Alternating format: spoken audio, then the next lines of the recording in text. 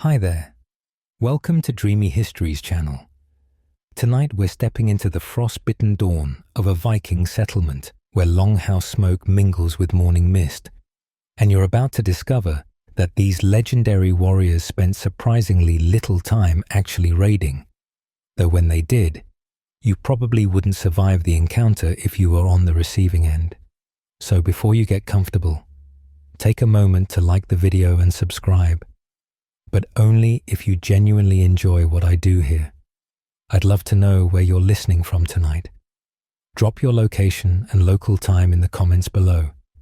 Now, let's drift back in time. You're lying on a raised platform along the wall of a longhouse, wrapped in wool blankets and animal furs that smell faintly of smoke and sweat. The packed earth floor beneath radiates cold despite the central hearth that's been smoldering all night. It's maybe 4 in the morning, though without clocks. You judge time by the rooster's crow and the faint lightning of smoke holes in the roof. Around you, 20 or 30 other people begin stirring on their own platforms. Your extended family, thralls, that's slaves by the way, and maybe a few guests who arrived late last night. The first sound you properly register is your grandmother coughing, that wet, rattling cough that's plagued her since winter began. Someone's baby starts crying. A dog scratches at the door. Your father, the Carl who owns this farm, is already up, poking at the fire with an iron rod he forged himself last summer. Sparks dance upward toward the thatched roof, which is thankfully too damp from the constant drizzle to catch fire easily. Here's something historians love arguing about: exactly how early Vikings actually woke up. Some claim they rose with the sun year-round, while others point to saga references suggesting winter mornings started much later. The truth probably varied by season and occupation. After all, why get up in pitch darkness if you're not raiding? You swing your legs off the platform, bare feet hitting the cold floor. No slippers here.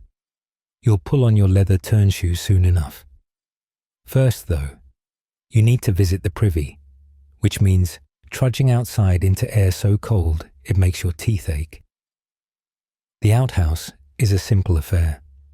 A wooden seat over a pit, located downwind from the main building. At least the Vikings understood basic sanitation, unlike some medieval Europeans who'd come later. As you return, you notice movement in the distance. 3 longships bob in the fjord below your family's farm. Your older brother Bjorn is already down at the shore with a dozen other men, loading supplies.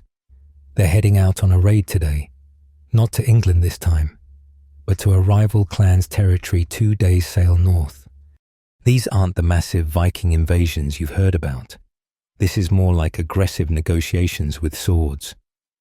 Most raids were actually small-scale affairs, targeting specific wealth or settling old scores. Your mother's already at work, grinding barley in a quern, 2 circular stones that she rotates by hand. The rhythmic scraping sound joins the symphony of morning noises: crackling fire, crying babies, coughing elders, and your father's low humming as he sharpens his seax, a large knife everyone carries. She'll spend the next hour making enough porridge to feed everyone, mixing in some dried berries if you're lucky, or just salt if you're not. Here's a detail that might surprise you.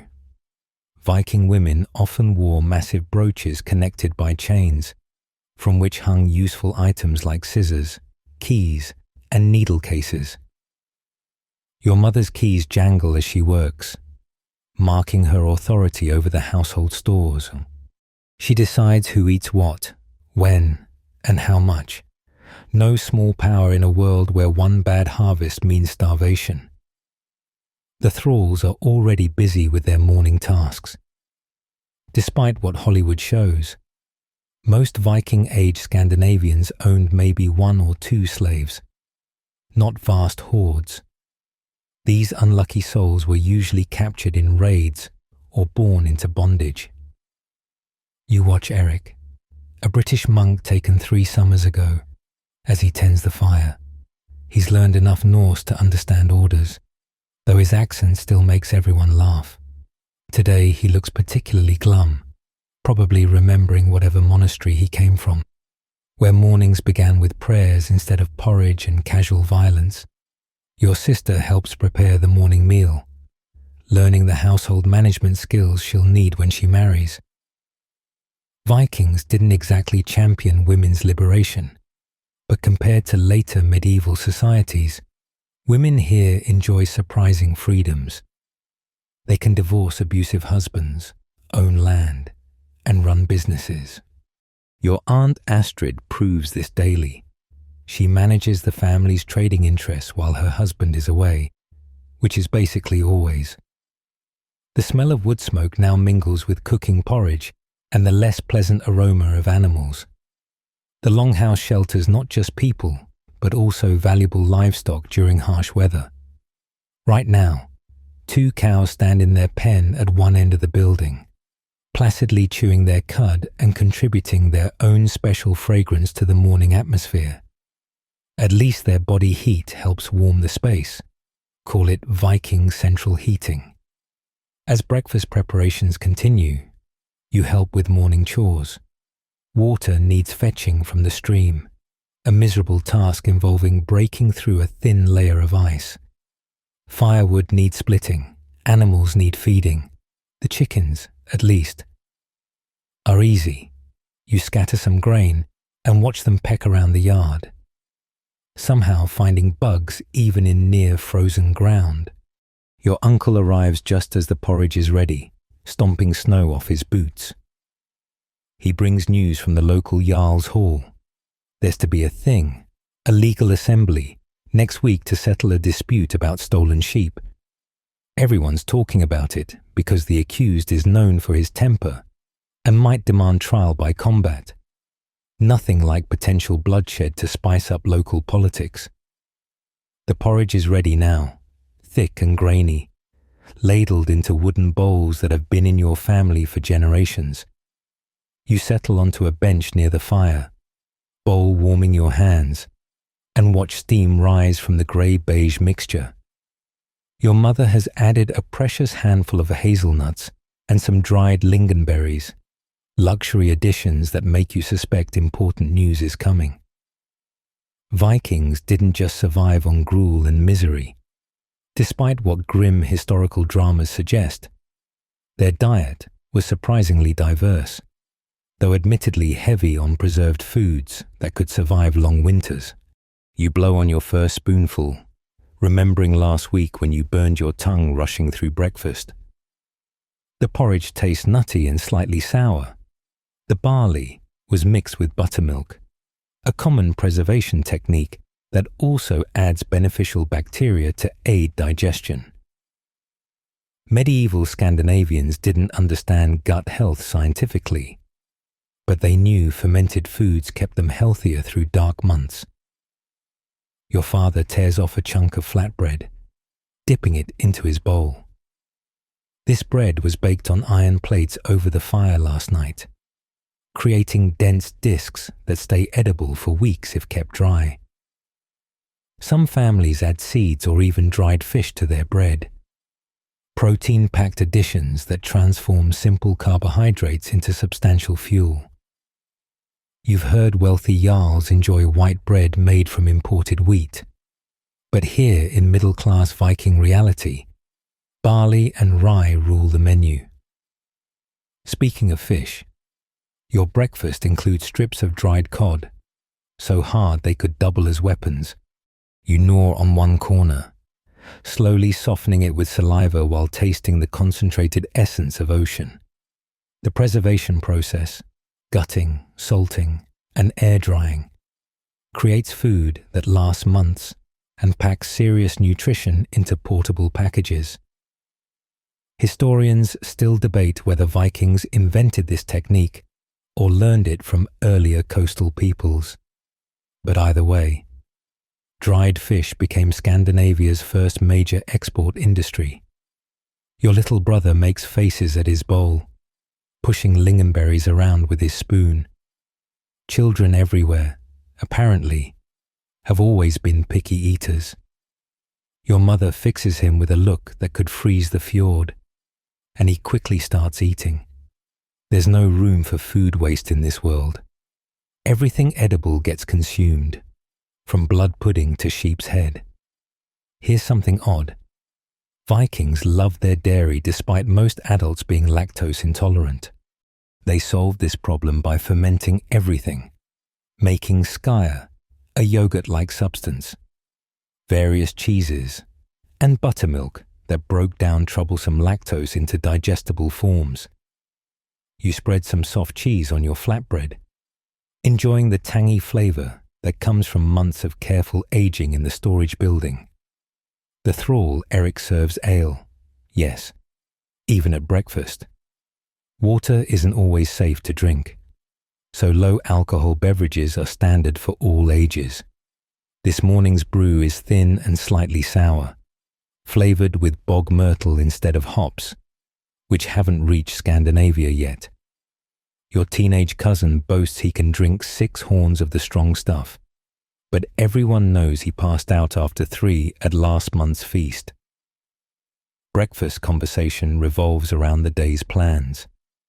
Your father discusses the barley harvest with your uncle. Some fields are ready for cutting, weather permitting.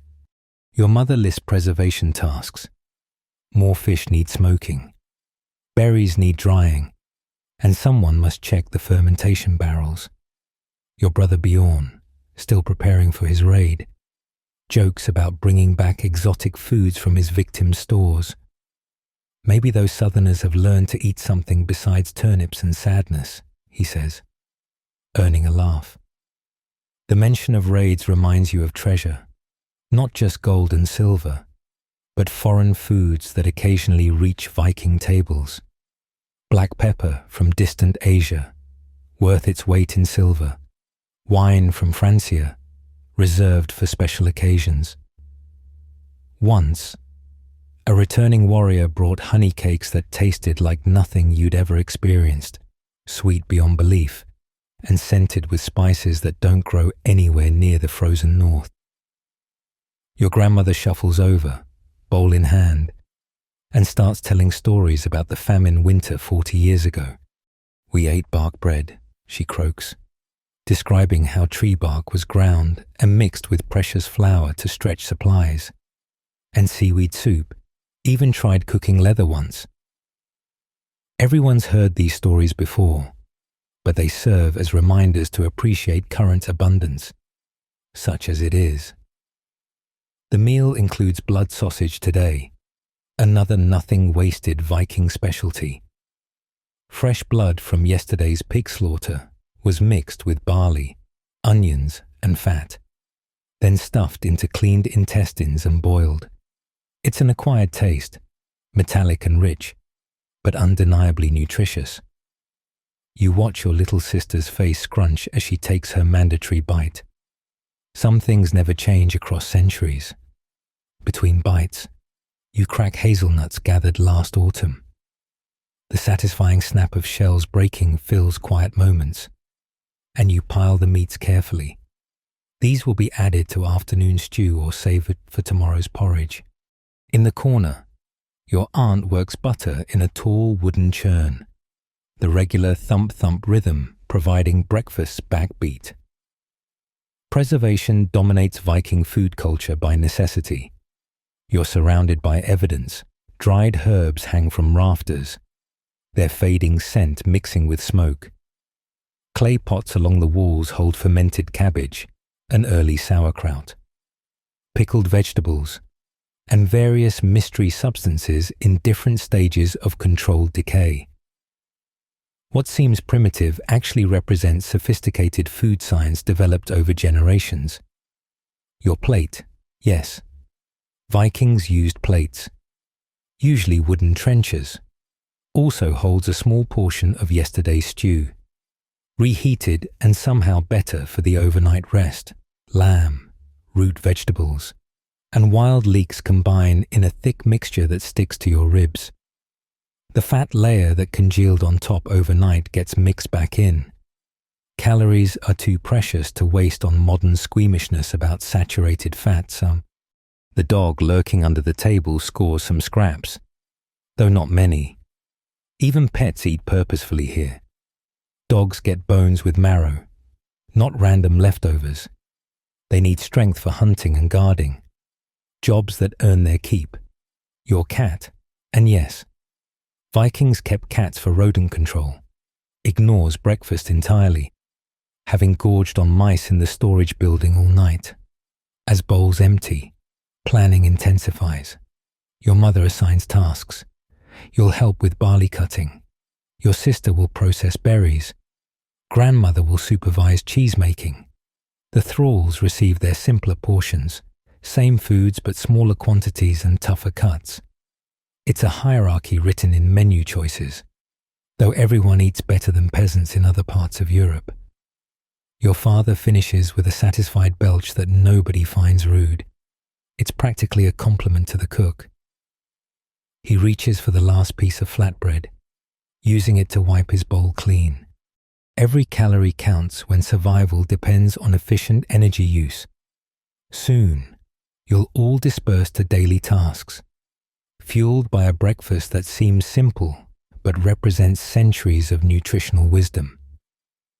The sun climbs higher as you follow your father out to the fields, though higher is relative when you're this far north. Your wooden-soled shoes squelch through mud as morning dew soaks into the hay, stuffed inside them for warmth. Around you, the family's land stretches in a patchwork of small fields, bordered by stone walls that your grandfather's grandfather built. This is the real Viking age, not longships and battle axes, but endless agricultural labor that keeps everyone alive. You carry a curved sickle, its iron blade worn smooth from generations of harvest work. The barley stalks ahead wave golden in the breeze, ready for cutting after a summer of careful tending. Your father tests a few heads between his fingers, nodding approval when the grains crack properly. Timing matters. Too early, and the grain won't store well. Too late, and autumn storms will flatten everything. Here's what sagas don't mention. Most Viking men spent approximately 0 days raiding and roughly 300 days farming. Even famous warriors like Eric the Red probably wielded hoes more often than swords. The image of Vikings as full-time pirates is about as accurate as thinking all modern Norwegians work on oil rigs. Your back starts aching within minutes of beginning the harvest. You bend, grasp a handful of stalks, slice through them with your sickle, lay them carefully aligned for drying. Repeat several thousand times. No wonder Vikings valued physical strength. Their entire economy ran on human muscle power and stubborn determination. Your little brother trails behind, gathering the cut barley into sheaves, complaining steadily about the work until your father's glare silences him. The thrall Eric works alongside you, moving with mechanical efficiency born from years of practice. Slaves did much of Viking agriculture's heaviest labor, though historians still argue about exact proportions. Some estimate thralls made up 30% of the population. Others say much less. Either way, watching Eric's scarred back bend and straighten repeatedly reminds you that Viking prosperity came at human cost. Your neighbor Olaf arrives with his sons to help. Harvest requires community cooperation. Later, your family will reciprocate at his farm. This reciprocal labor system, called dugnad, still exists in modern Scandinavia, though now it usually involves less back-breaking work and more coffee breaks. Olaf brings news. Wolves killed 2 sheep in the next valley. Everyone stops working to discuss this, because livestock represents survival itself. The conversation turns to animal husbandry strategies. Your father keeps 30 sheep, a dozen goats, 6 cows, 2 oxen, and various poultry. Each animal serves multiple purposes. Cows provide milk, meat, leather, and labor. Sheep offer wool, meat, milk, and lanolin for waterproofing. Even their dung gets carefully collected. It'll fertilize next year's fields or burn as fuel when dried. You break from harvesting to help drive the cattle to a different pasture. These aren't the docile Holsteins of modern farms, but smaller, hardier beasts with wicked horns and temperamental personalities. Your favorite cow, Stiana, Star, named for her white forehead marking, tries to wander toward the vegetable garden. You head her off with a long stick, wondering if she remembers last week when she broke through the fence and devastated your mother's cabbages. The sheep prove even more frustrating. They scatter in every direction except the intended one, bleating complaints about leaving their familiar grazing spot. Your dog, a Spitz-type breed with a curled tail and absolutely no patience for ovine nonsense, helps corral them through the gate. Vikings bred these dogs specifically for farm work. They're tough enough to face down wolves, but gentle enough to handle newborn lambs. Your sister tends the chickens, a job she pretends to hate but secretly enjoys. Viking chickens look nothing like modern breeds, smaller, scrappier, and capable of actual flight. She scatters grain while counting heads, making sure the fox hasn't claimed any. These birds lay fewer eggs than contemporary hens, but survive on kitchen scraps and foraged bugs, making them economically efficient despite low production. The pigs require less supervision, happily rooting through the forest edge for acorns and mushrooms. Vikings let swine forage semi-wild, only penning them for final fattening or winter safety. Your uncle tells stories about his youth when a wild boar bred with domestic sows, creating offspring so aggressive they had to hunt them like wild game. Everyone laughs, but you notice he shows scars when rolling up his sleeves. Back in the barley field, discussions drift to crop rotation. Your father explains the 3-field system, 1 growing barley, 1 growing rye or oats, 1 lying fallow to recover fertility. It's sophisticated agriculture that medieval historians once thought beyond Viking capabilities, until archaeological evidence proved otherwise. You'll plant turnips in the harvested field. These hardy roots survive winter storage and feed both humans and animals. The afternoon brings heavier work. Hay cutting in the meadow requires rhythmic scythe swinging that leaves everyone dripping sweat despite cool air. You've built decent shoulder muscles from farm work, but they burn after an hour of continuous motion. Your grandmother, watching from the field edge, cackles about weak modern generations. My mother could cut hay all day while pregnant. She claims, nobody argues, though everyone suspects exaggeration. You pause to sharpen your scythe with a whetstone, enjoying the brief rest. The metal rings with each stroke, a sound that defines harvest season. Around you, other families work their own fields in a pastoral scene that would look almost identical across centuries, until you remember that any of these peaceful farmers might join next week's raid, switching seamlessly from agriculture to violence. The goats, meanwhile, have escaped their pen again because goats exist primarily to test human patience. You spot them halfway up the rocky slope behind your farm, casually destroying young trees by stripping bark. The chase that follows involves considerable cursing, scraped shins, and threats of immediate conversion to stew. Goats in the Viking Age, apparently, were just as infuriating as their modern descendants. Your mother arrives with the midday meal, bread, cheese, and fermented milk. Everyone stops work to eat. sitting on hay bales or stone walls. The food tastes better outside after hard labor, though you're too tired to care much about flavor. Your father discusses winter feed supplies, never far from any farmer's mind. The hay must last until spring grass returns, calculated against how many animals survive winter culling. This leads to the uncomfortable topic of which animals won't see spring. The old ox, too weak for more ploughing. Several elderly sheep. Maybe the aggressive rooster nobody likes. These decisions balance sentiment against survival in a world without feed stores or supplements. You've helped with slaughtering since childhood, but it never gets easier watching animals you've raised meet their necessary end. Late afternoon brings the satisfying sight of golden sheaves standing in neat rows across the stubble field. Tomorrow, you'll turn them for drying, then eventually thresh out the grain.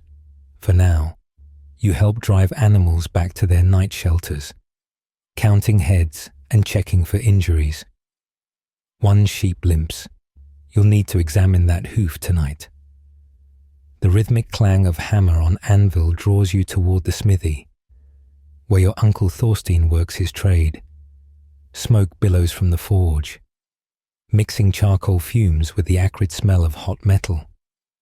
You finished your farming duties early today, which means you can watch and maybe help with the endless metalwork that keeps Viking society functional. Every tool, every weapon, every nail in your world comes from someone's patient hammering. Thorstein stands before his anvil, a massive man whose beard catches orange reflections from the forge fire.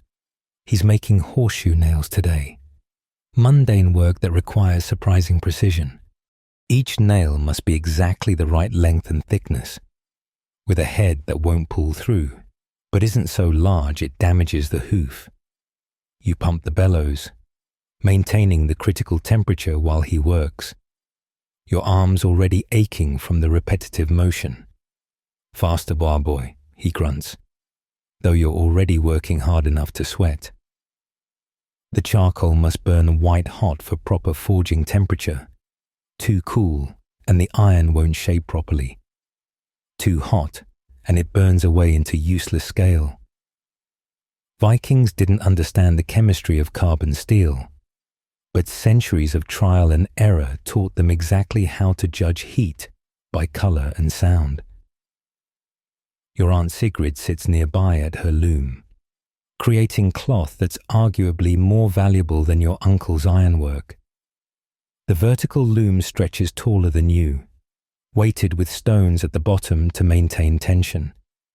Her fingers fly across the threads, building intricate patterns that mark her work as premium quality.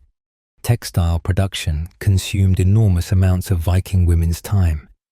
Historians estimate one person needed about 11 months to produce enough cloth for a single sale. She pauses to show you the pattern emerging in the wool, a complex diamond twill that will become someone's winter cloak. The thread itself represents weeks of work, shearing sheep, cleaning wool, combing out debris, spinning it into consistent thickness. Your sister usually helps with spinning, using a drop spindle while walking around doing other tasks. Vikings multitasked out of necessity, not lifestyle choice. The workshop fills with various craftspeople today. Your cousin Carl shapes a wooden bowl on his foot-powered lathe, chips flying as his chisel bites into spinning birch. These aren't crude camping dishes, but carefully crafted pieces with thin walls and smooth finishes. Some bowls get decorated with carved patterns or iron bands, functional art for people who spent long winters staring at their possessions. In the corner, old Magnus repairs a leather saddle, his gnarled fingers still steady despite arthritis that makes him grimace. Leatherworking requires strength to cut and shape thick hides, plus artistic sense for decorative tooling. His current project belongs to the Jarl. You can tell by the elaborate knotwork pattern stamped into the leather. Making mistakes on important commissions could damage a craftsman's reputation permanently. Your uncle pulls a glowing iron bar from the forge, and you scramble back from the shower of sparks.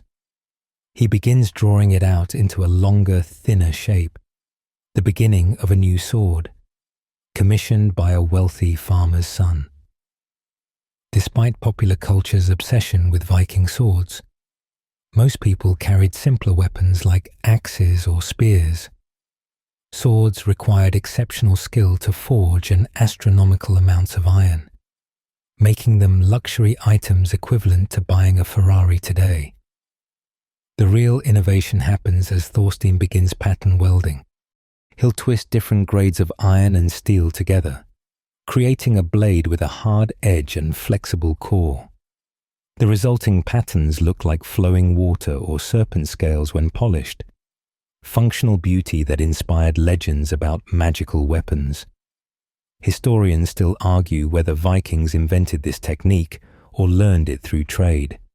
But either way, their smiths perfected it to near artistic levels. You're allowed to help with simpler tasks, straightening bent nails for reuse, sorting scrap metal by type, maintaining the charcoal fire. Nothing gets wasted in this economy. Even the iron scale that flakes off during forging gets collected. It'll be added to bog iron ore during smelting, recycling trace metals back into useful material.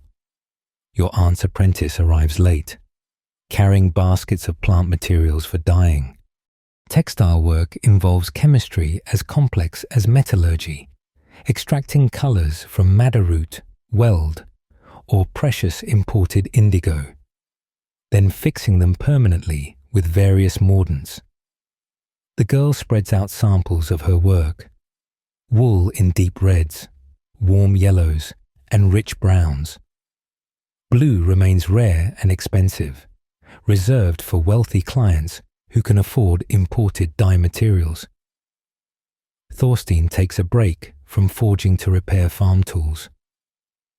Your neighbor brought a broken plowshare, its edge worn paper-thin from years of cutting through rocky soil.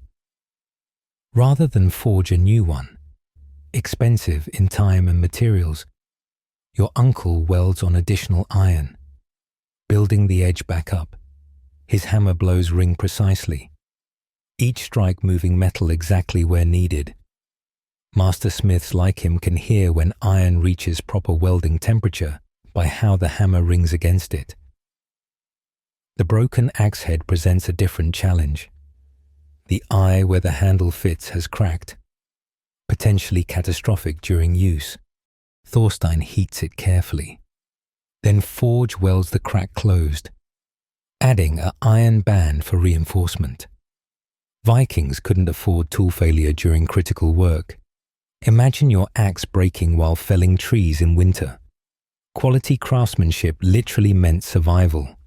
Between repairs, your uncle works on decorative pieces. A bronze brooch takes shape under his smallest hammer, intricate knotwork emerging from patient tapping. These accessories serve practical purposes, holding cloaks closed, but also displayed wealth and artistic taste. Archaeological finds show Viking metalworkers created jewelry as sophisticated as any medieval European craftsman, despite working with simpler tools. Your mother arrives with a commission: new needles for textile work. Steel needles seem simple, but creating consistent diameter and proper tempering requires significant skill. Thorstein draws out thin iron wire, cuts it to length, then carefully shapes eyes for threading. The tempering process, heating and cooling to achieve optimal hardness, happens by experience rather than temperature measurement. Too soft and needles bend, too hard and they snap. Bone and antler working happens at the next bench, where Eric, a different Eric, every third Viking man seems named Eric, carves a comb. These aren't primitive tools, but complex, multi-piece constructions with fine teeth capable of removing lice eggs. He shows you how to split antler along its grain, then shape individual pieces that fit together perfectly. The finished combs often feature decorative carving and sometimes runic inscriptions, functional art small enough to carry everywhere. Your little sister bursts in, sent by your mother to fetch you for evening chores. But she stops, mesmerized by Sigrid's weaving. Your aunt smiles and lets her try a few passes with the shuttle. The girl's clumsy attempts produce loose, uneven weaving that will need redoing. But everyone starts somewhere. These crafts pass through generations by patient teaching, children learning by watching and gradually doing. As you prepare to leave, Thorstein hands you the horseshoe nails you helped create. "For your father," he says. "Tell him the plowshare will be ready tomorrow." You pocket the nails carefully. Losing them would mean hours of recreated work.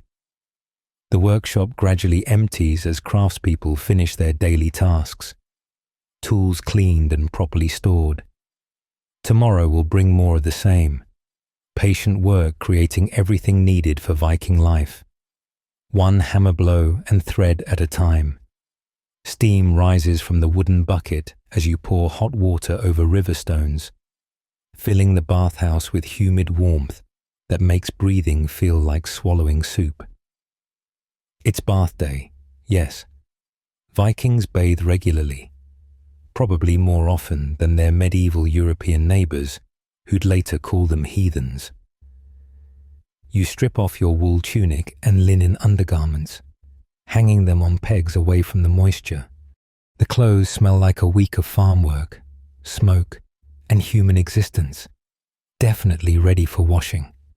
Your father already sits on the lowest bench, sweat beading on his scarred torso. Those marks tell stories. The puckered line across his ribs from a Saxon spear, the bite marks on his shoulder from breaking up a dogfight, the burn scar on his forearm from smithing accident. Viking bodies were autobiographies written in damaged flesh. Each mark a survived danger in a world trying constantly to kill you. The sauna, they called it a bathhouse, but it functioned like a modern Swedish bastu, fills with villagers every Saturday. This communal bathing serves hygiene and social purposes, letting neighbours catch up on gossip while scrubbing off weekly grime. Your uncle jokes about his wife's cooking while she's not here to defend herself, earning laughs from the other men. The women will bathe later, sharing their own conversations away from male ears. You settle onto a middle bench, where heat is bearable but effective. The temperature climbs as your cousin adds more water to the stones, creating fresh clouds of steam. Sweat immediately starts pooling in uncomfortable places. Vikings believed sweating purged illness and evil spirits. Not entirely wrong, since regular sauna use does boost immune function and cardiovascular health, though they couldn't have known the science. Here's something that might surprise you. Vikings were remarkably vain about appearance. Your neighbour Bjorn, a different Bjorn, seriously. The name variety wasn't great. Pulls out a bronze razor to scrape his cheek smooth. Most Viking men were clean-shaven or maintained carefully groomed beards, not the wild facial explosions Hollywood favours. He passes around a polished metal mirror so others can see their work, though the reflection is dim and distorted. Your teenage brother has started growing his first beard, a patchy embarrassment he treats like spun gold. He's been rubbing it with imported oil that cost a small fortune, trying to encourage fuller growth. The older men tease him mercilessly while trimming their own facial hair into elaborate styles. Some braid their beards, others prefer forked shapes, and your uncle maintains moustaches that curl up at the ends like ram's horns. The conversation turns to hair bleaching, another Viking obsession that contradicts their barbaric image. Your cousin explains his process. spreading lye made from ash and goat fat through his beard, then sitting in the sun until it lightens to fashionable golden blonde. The treatment stinks and burns skin if left too long, but apparently attracts women, so young men endure the discomfort. Historians debate whether this was purely aesthetic or had anti-parasite properties, but probably both. You reach for the washing implements, a rough cloth, a scraping stick, and soft soap made from animal fat and ash. The soap doesn't lather like modern products but cuts through dirt and oil effectively. You scrub until your skin turns pink, paying special attention to feet that have been marinating in leather shoes all week. The scrapers, like ancient squeegees, remove dead skin and stubborn dirt that cloth alone won't shift. Your grandfather tells stories about going Viking in his youth, when hygiene standards were apparently even higher. Before raids, we'd spend hours grooming, he claims. Can't pillage properly looking like a forest troll. This makes everyone laugh, but there's truth behind it. Contemporary accounts describe Vikings as unusually clean, with English chroniclers complaining that Norse settlers seduced local women by bathing regularly and dressing well. Between steam sessions, you all trudge outside to the fjord, because no proper sauna is complete without cold water shock. The icy plunge makes you gasp. Every nerve-firing protest as you submerge completely. This isn't masochism, but practical therapy. The hot-cold cycle improves circulation, reduces inflammation, and definitely wakes you up. You last maybe 30 seconds before scrambling back to the bathhouse, skin tingling with renewed heat. Back inside, attention turns to hair care. Vikings kept their hair long but controlled, not the savage manes of popular imagination. Your father works oil through his shoulder-length hair, then has you help braid it into a practical style that won't interfere with work. Some men bleach their hair like their beards, creating an all-over golden look that requires serious maintenance. The thralls aren't allowed such vanity. Their hair stays short for hygiene and identification purposes. Combs emerge from pouches. Everyone carries one, usually decorated with personal designs. You work through tangles while others pick at their scalps, hunting for lice. These parasites plagued everyone regardless of class, though regular combing and washing kept infestations manageable. Your fine-toothed bone comb catches several nits, which you flick into the fire with satisfaction. Medieval life meant constant warfare against tiny enemies. The heat grows oppressive, so you move to the highest bench where only the toughest men sit. Up here, the air burns your lungs and sweat pours like rainfall. Your uncle starts a breathing competition. Who can stay longest without gasping for cooler air? This masculine showing off seems universal across cultures, though Viking machismo at least produced cleaner results than many alternatives. Tooth care happens next, using twigs frayed into primitive brushes. Vikings chewed these until the ends separated into bristles, then scrubbed with salt or crushed shells. Some men use metal picks to remove stubborn food debris. Despite primitive methods, Viking skeletons often show surprisingly good dental health, probably because they ate less sugar than later Europeans. Your grandfather still has most of his teeth, though they're worn flat from decades of grain-based diet. Between cleaning sessions, gossip flows freely. Who's sleeping with whom? Which marriages are failing? Whose children misbehave worst? The bathhouse functions like a social media platform. Information spreads here faster than any rider could carry it. Your father learns about next week's thing assembly details. Your uncle hears about trading opportunities.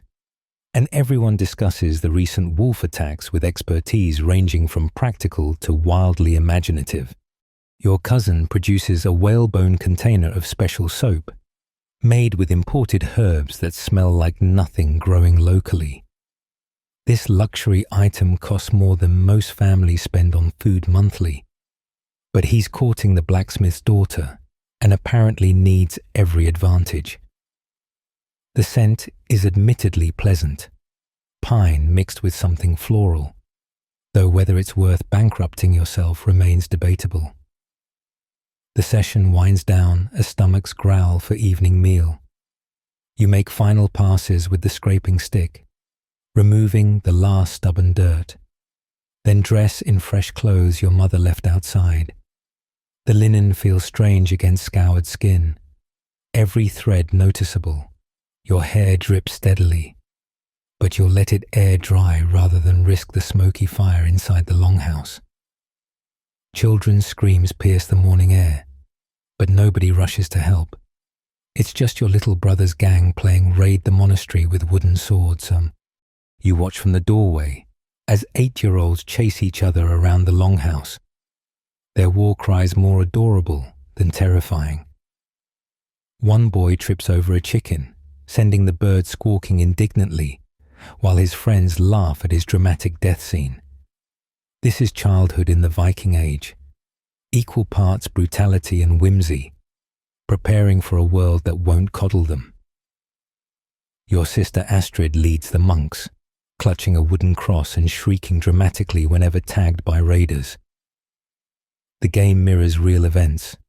Many of these children's fathers have actually raided monasteries, but filtered through childish imagination. The gold they're fighting over is painted rocks. The holy relics are interesting sticks. And nobody actually gets hurt beyond scraped knees and bruised pride. You remember playing similar games just a few years ago, back when you thought raiding was pure adventure. Now, approaching adulthood, you understand the darker realities behind these playful reenactments. Or still, watching your brother parade around with his toy shield and too large helmet, it keeps sliding over his eyes. You can't help smiling at the innocent ferocity. The game transforms suddenly, as children's games do, into hunting the dragon. The same kids who were mortal enemies moments ago now band together against an imaginary beast. They creep through the vegetable garden, much to your mother's horror, whispering plans to trap the dragon using their extensive knowledge of creatures that don't exist. Your brother, promoted to Dragon Slayer, waves his wooden sword with deadly seriousness. Education happens through these games more than formal instruction. Viking children learn by doing, watching, and suffering consequences. When your brother tried to hunt the neighbor's aggressive gander last week, the bird taught him valuable lessons about overconfidence and the importance of retreat strategies. He still won't go near the pond alone. Your grandmother calls the children for morning lessons, not reading or writing, which most Vikings never learned, but oral tradition. They gather around her, still breathless from playing, as she begins reciting genealogies. Your great-great-grandfather was Ulf Thorson, who killed 3 men at the Battle of Hafrsfjord, she intones, while the children repeat names and deeds. This memorization serves legal and social purposes. Knowing your lineage determines inheritance rights and social standing. The lesson shifts to practical law, surprisingly complex for an oral culture. Your grandmother quizzes them. If someone's pig destroys your barley field, what compensation can you demand? The children shout various answers, from reasonable grain payments to elaborate revenge fantasies involving pig executions. She patiently explains the actual legal procedures, which involve witnesses, oaths, and careful calculation of damages. Your cousin Eric, age 10, already shows aptitude for skaldic poetry. He creates simple verses about daily events, earning praise and extra porridge for clever wordplay. These verbal skills matter more than sword work for most Vikings, A talented poet could earn wealth and protection through entertainment, while mediocre warriors just earn shallow graves after lessons. The children scatter to their assigned chores. Even 5-year-olds contribute, feeding chickens, gathering eggs, pulling weeds. Your brother hates his job, mucking out the pig pen, but does it anyway because the alternative is father's belt. Child labor wasn't exploitation, but survival training in a world without safety nets or participation trophies. You watch your sister teach younger girls spinning techniques. Their small fingers struggle with the drop spindle, producing lumpy, uneven thread that will need re-spinning. But they persist, tongues poking out in concentration, because mastering these skills determines their future value as wives.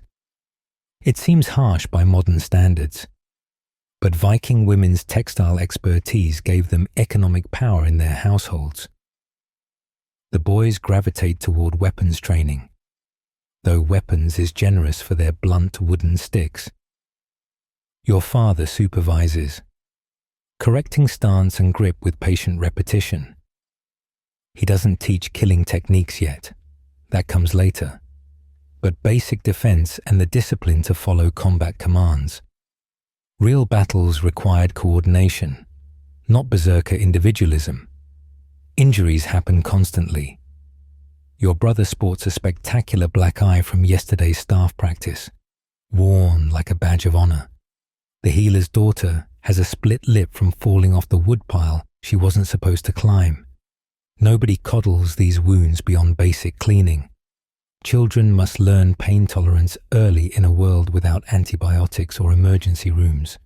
Swimming lessons happen at the fjord, where children learn by being thrown in and told to figure it out. Your uncle stands waist deep, ready to rescue actual drowning. But most kids dog paddle successfully after initial panic. Those who can't swim don't survive to adulthood in a maritime culture, making this harsh education literally vital. You help teach younger boys archery, setting up targets made from old shields. Their arrows fly everywhere except intended directions, endangering chickens and annoying adults. But gradually, through hundreds of repetitions, some develop actual aim. Your brother shows promise. He hit the target twice today, though he also nearly impaled the cat and definitely murdered a cabbage. The children's games reflect adult anxieties through innocent mirrors. They play famine winter, dividing into families who must share inadequate food supplies, represented by acorns. Arguments erupt over fair distribution, alliances form and break, and someone usually ends up crying. It's disturbing watching 8-year-olds accurately simulate starvation politics. But these games prepare them for potential realities. Storytelling time brings everyone together before evening meal. Your uncle, back from trading, tells exaggerated tales of southern lands where wine flows like water and fruits grow without farming. The children listen wide-eyed, especially to descriptions of elephants, beasts so impossible they might as well be dragons. These stories expand their world beyond the fjord, planting seeds of wanderlust that might bloom into future expeditions, and discipline comes swiftly for serious infractions. When your brother and friends accidentally burn part of the hay supply playing with stolen fire steel, the consequences were immediate and painful. Viking parents didn't negotiate or explain feelings. They applied direct physical correction and expected immediate behavior change. Harsh? Yes. Effective? Also yes. At least for producing adults who didn't accidentally burn down settlements. Educational segregation by gender intensifies as children age. Boys learn weapon maintenance, basic smithing, and navigation.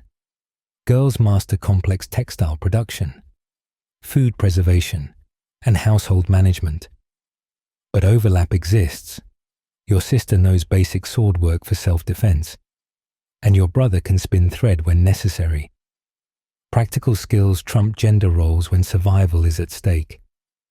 The day ends with children collapsing exhausted after another mock battle, this time featuring elaborate death scenes that would make saga poets proud. Your brother lies dead so dramatically that a passing chicken pecks him to check if he's actually carrion. He breaks character to chase the bird, ruining the tragic battle finale but providing entertainment for watching adults.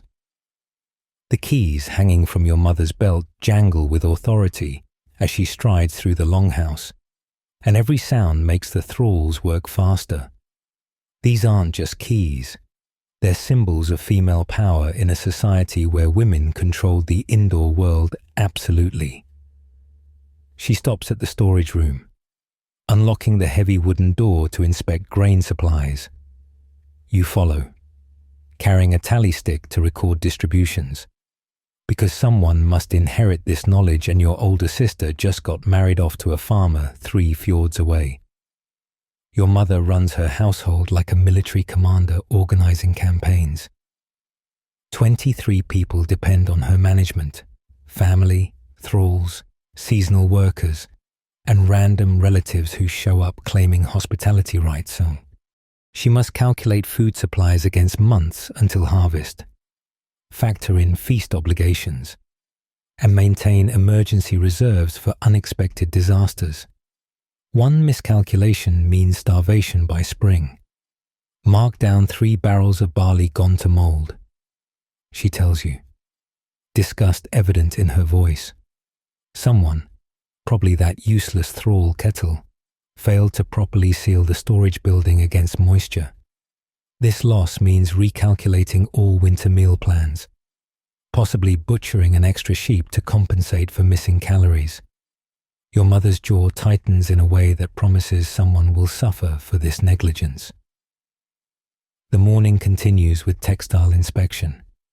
Your mother examines cloth produced by household women, running expert fingers across the weave to detect flaws.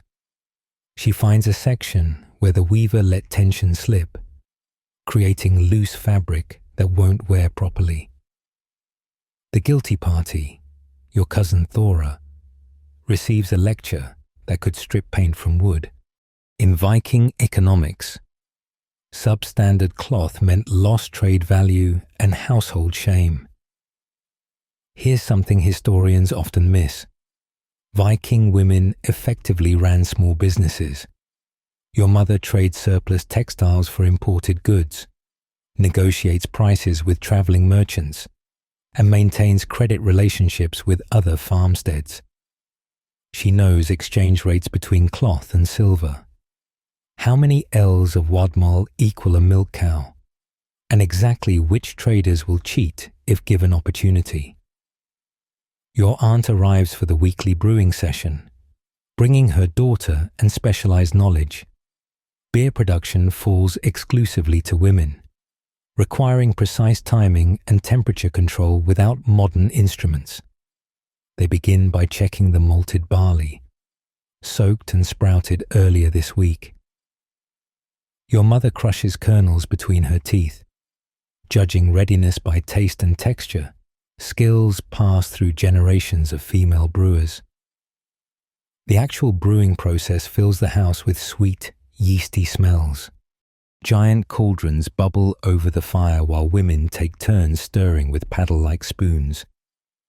Your job involves maintaining exact fire temperature. Too hot scorches the malt.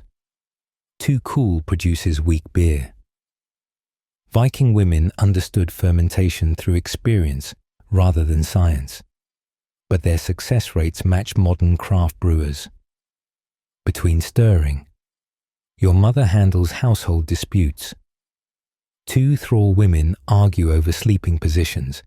Apparently, Gudrun snores like a wounded boar and keeps everyone awake. Your mother's solution is practical. Gudrun gets relocated to the far end of the hall, near the animals where her snoring might actually calm the cows. Justice dispensed. Everyone returns to work. Your grandmother, despite age and increasing blindness, still controls medicine production. She directs younger women in gathering and preparing herbs, willow bark for pain, chamomile for stomach troubles, yarrow for wound healing. These aren't superstitious folk remedies, but effective medicines containing the same active compounds as modern drugs. Viking women were practicing pharmacists without the fancy degrees. The keys jangle again as your mother unlocks the treasure room, really just a reinforced closet containing valuable items. She counts silver pieces for purchasing necessities at next week's market, each coin carefully weighed on her personal scales. Some Arab dirhams mix with Frankish deniers and chopped up arm rings, because Vikings use precious metal by weight rather than trusting foreign coin values. Textile production continues constantly. Your mother supervises while planning next season's wool production, which sheep produce finest fleece, optimal shearing schedules, and dye experiments using new plants. She's particularly excited about madder root cultivation. If successful, they could produce red dye locally instead of trading for it. This kind of innovation separates successful households from those barely surviving. Marriage negotiations occupy significant mental energy. Your mother corresponds with other matriarchs about potential matches for various cousins and dependents. These aren't romantic arrangements, but economic alliances, binding families together through shared resources and obligations. She evaluates prospects like a merchant examining goods. What land does his family control? Are his teeth good? Can he father healthy children? Will his mother be insufferable at family gatherings? The afternoon brings preserving work. Your mother orchestrates complicated food processing involving every household woman. Cabbages need fermenting into sauerkraut, fish requires smoking, and berries must be dried before they rot. She assigns tasks based on skill levels. Your Butterfinger's cousin stays away from delicate berry work after last year's disasters. Discipline falls heavily on those who waste resources. When a young thrall drops freshly churned butter, your mother's punishment is creative. The girl must rechurn the entire batch while standing on one foot, supposedly teaching balance and attention. Whether this actually works is debatable, but nobody drops butter twice after enduring that particular correction. Your mother's knowledge extends to basic veterinary care. When the prize cow develops mastitis, she prepares poultices and performs treatments that actually work, reducing inflammation and saving valuable livestock. She learned these skills from her mother, who learned from hers, creating an unbroken chain of practical wisdom stretching back generations. Financial records get tracked through notched sticks and complex memory systems. Your mother knows exactly who owes what to whom, when loans come due, and which families can be trusted with credit. She's currently furious with a neighboring farm that's 3 months late repaying borrowed seed grain, a delay that could cascade into their own shortages. Evening approaches with feast planning for next month's wedding. Your mother calculates required supplies with military precision. 40 guests for 3 days means specific quantities of ale, bread, meat, and entertainment. She haggles with neighboring farms about borrowing extra cauldrons and possibly hiring their best cook. The family's reputation depends on successful hospitality. Your cousin arrives seeking refuge from an abusive husband, a situation your mother handles with practiced efficiency. She offers sanctuary while sending messages to male relatives about legal proceedings. Viking women could divorce for various reasons, including abuse, neglect, or even excessive flatulence. Seriously, that was grounds for divorce. Your mother knows the law better than most men and uses it to protect family interests. The day ends with your mother finally sitting down. though her hands keep working on embroidery that will decorate someone's festival clothes. She discusses tomorrow's plans with your father, but it's clear who really runs this operation. He might raid and trade, but she controls the resources that make those adventures possible. Without her management, the entire household would collapse within weeks. The Na bobs gently at the dock as you help load cargo for the journey to Kaupang, the nearest major trading center.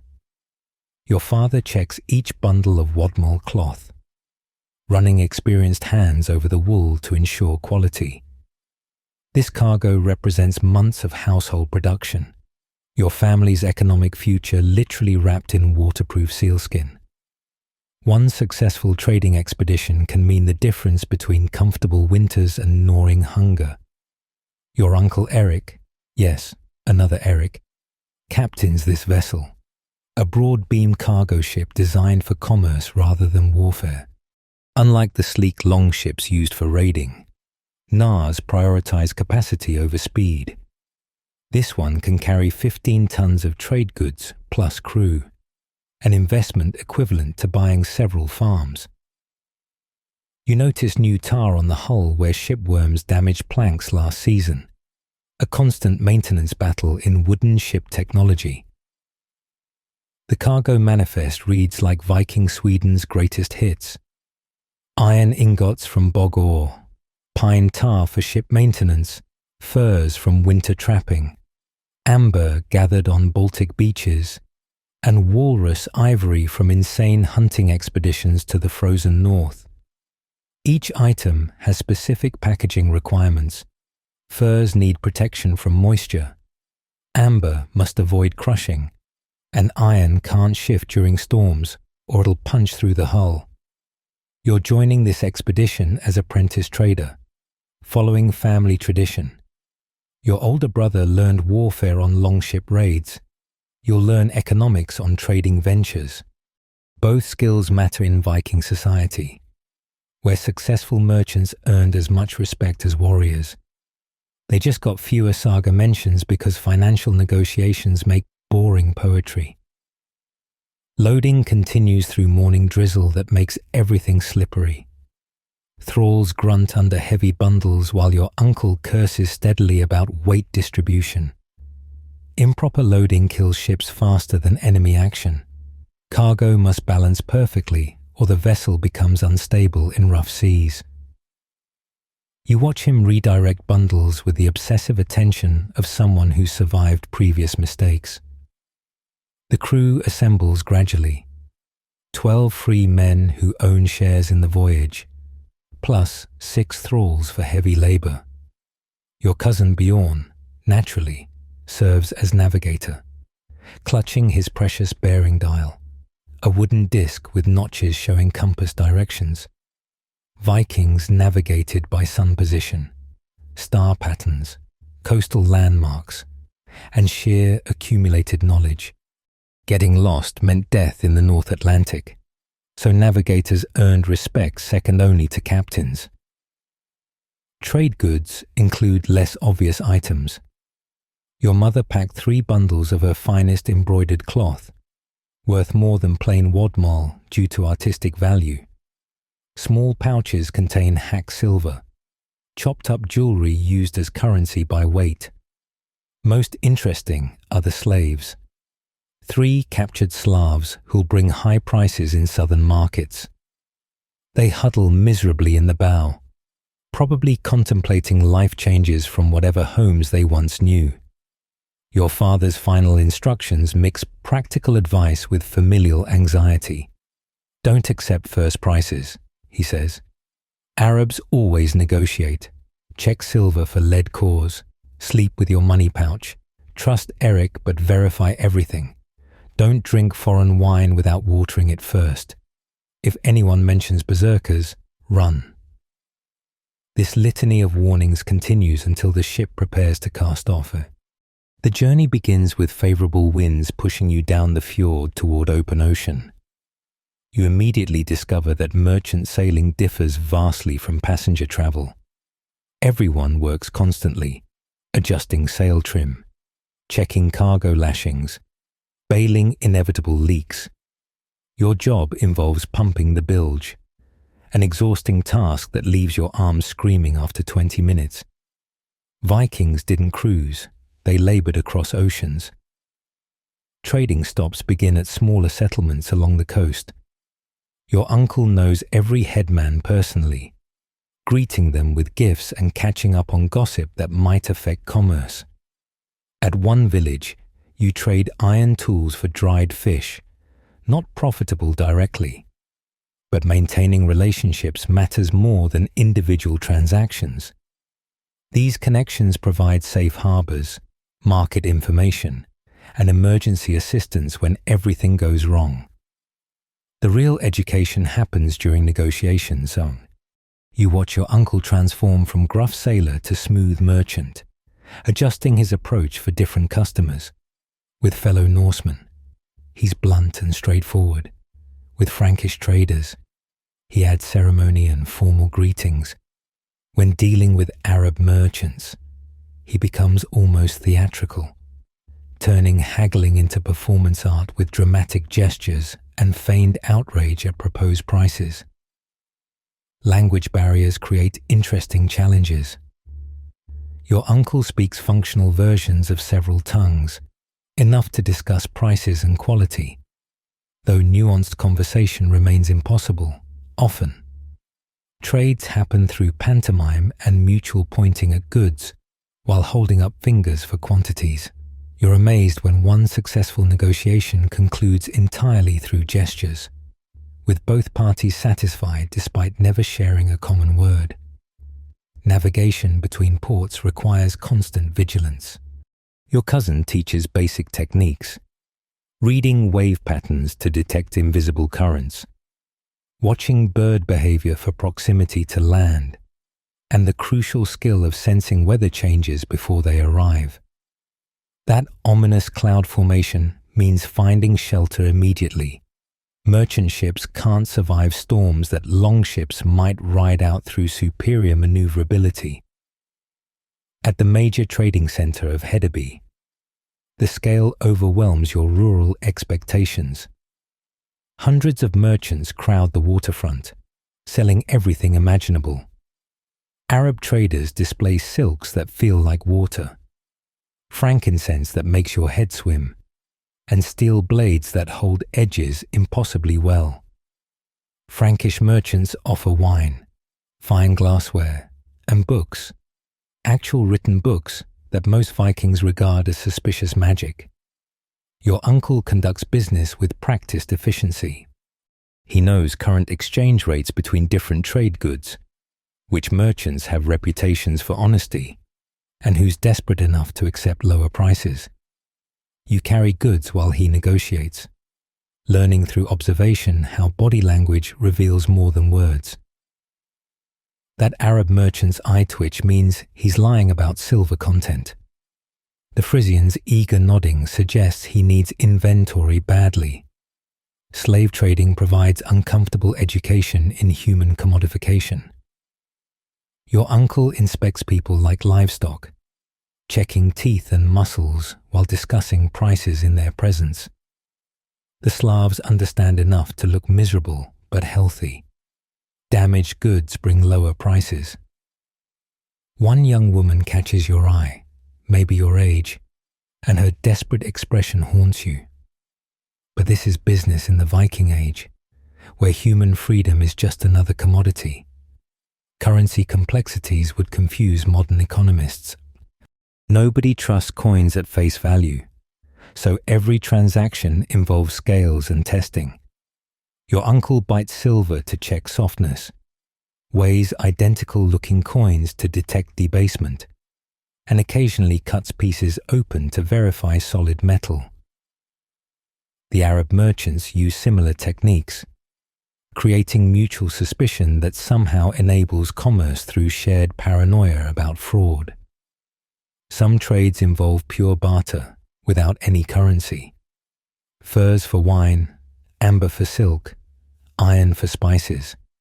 Each exchange calculated through complex mental mathematics, accounting for regional values. transportation costs, and seasonal fluctuations. Your head spins trying to follow the calculations, but experienced merchants perform them instinctively. The morning mist clings to the sacred grove as you follow your family toward the massive ash tree that dominates this natural temple. No buildings here, just ancient trees, weathered stone altars, and carved wooden figures that seem to watch your approach through empty socket eyes. Your grandmother clutches a leather pouch containing the sacrifice, a young rooster whose constant crowing apparently annoyed the gods as much as your family. Today marks the autumn blot, when communities gather to ensure divine favor through carefully orchestrated rituals. Your father leads the procession, wearing his finest cloak fastened with the silver brooch he saves for religious occasions. Behind him, your mother carries bread baked in special patterns, spirals and knots that supposedly please the land spirits. Everyone wears their best clothes despite knowing they'll get splattered with sacrificial blood before this ends. Vikings took their gods seriously enough to ruin good fabric for them. The Gothi, your district's priest chieftain, already stands by the altar. He's not a full-time religious professional. During the week he farms like everyone else, but inherited this position through family lineage and personal charisma. His booming voice carries across the grove as he greets each family, making jokes that ease the nervous tension. Some people find blood sacrifice disturbing, though everyone pretends otherwise. You help arrange offerings on the altar, grain from the harvest, mead brewed specifically for this ceremony, and various animals tethered nearby. The quality matters. Gods deserve the best, not scrawny chickens or lame horses. Your neighbor brought his finest bull, a massive beast whose sacrifice will supposedly guarantee exceptional favor. The animal seems to sense its fate, lowing mournfully while children peek from behind their parents. Here's what Christian writers missed about Viking religion. It was intensely practical. You don't sacrifice to Thor for abstract spiritual enlightenment. You want specific results: good harvests, successful raids, healthy children, fair weather for sailing. Every offering comes with explicit requests. Your father mutters his list while approaching the altar: protection for the trading ship, healing for grandmother's cough, and maybe some help with that land dispute with Olaf. The Gothi begins with invocations, calling on the Æsir and Vanir in elaborate poetic language. He starts with Odin, the Allfather, praising his wisdom and reminding everyone of gifts given to humanity. Then Thor gets his due, popular among farmers for obvious reasons. The litany continues through Freya for fertility, Frigg for domestic harmony, and various lesser deities who might feel slighted if ignored. Even Loki gets a grudging mention, because neglecting trickster gods invites trouble. Blood sacrifice begins with smaller animals.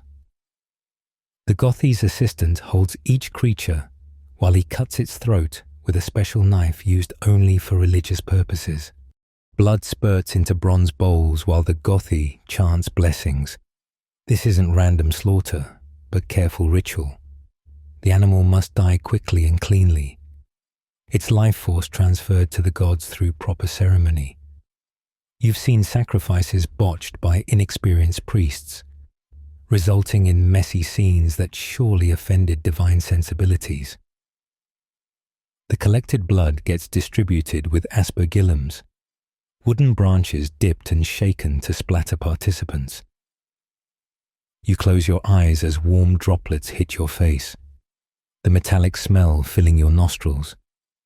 This blood marks you as part of the community compact with the gods, sharing in both blessing and obligation. Your little sister squeals when splattered, earning disapproving looks from elders who take this seriously. Between sacrifices, People conduct personal rituals. Your aunt approaches the altar with a silver arm ring, dedicating it to Frigg while praying for her daughter's difficult pregnancy. Others leave weapons, tools, or jewelry, valuable items thrown into the bog afterward, removed from human use forever. Archaeologists would later recover these offerings, wondering why Vikings threw away perfectly good swords. They didn't understand the economics of divine favor. The bull's sacrifice forms today's climax. 6 strong men wrestle the animal into position while the Gothi prepares his largest blade. The crowd falls silent. This is serious magic requiring perfect execution. The bull dies with surprising dignity, its blood flooding the altar while steam rises in the cool air. The Gothi immediately begins divination, reading messages in blood spatter patterns and the way the animal fell. Good news, the gods seem pleased, promising favorable winter weather. Communal feasting follows the formal sacrifices. The sacrificed animals get butchered and roasted, waste not, want not, even in religious contexts. The meat tastes different when you know it's been consecrated, though that might be psychological. Everyone shares regardless of social status. Thralls eating alongside jarls in temporary religious equality. Your mother's special bread gets distributed in small pieces, everyone consuming a portion to share the blessing. Alcohol flows freely, mead, ale, and imported wine for those showing off. Toasts punctuate the meal, to the gods, to ancestors, to the king, to successful harvests.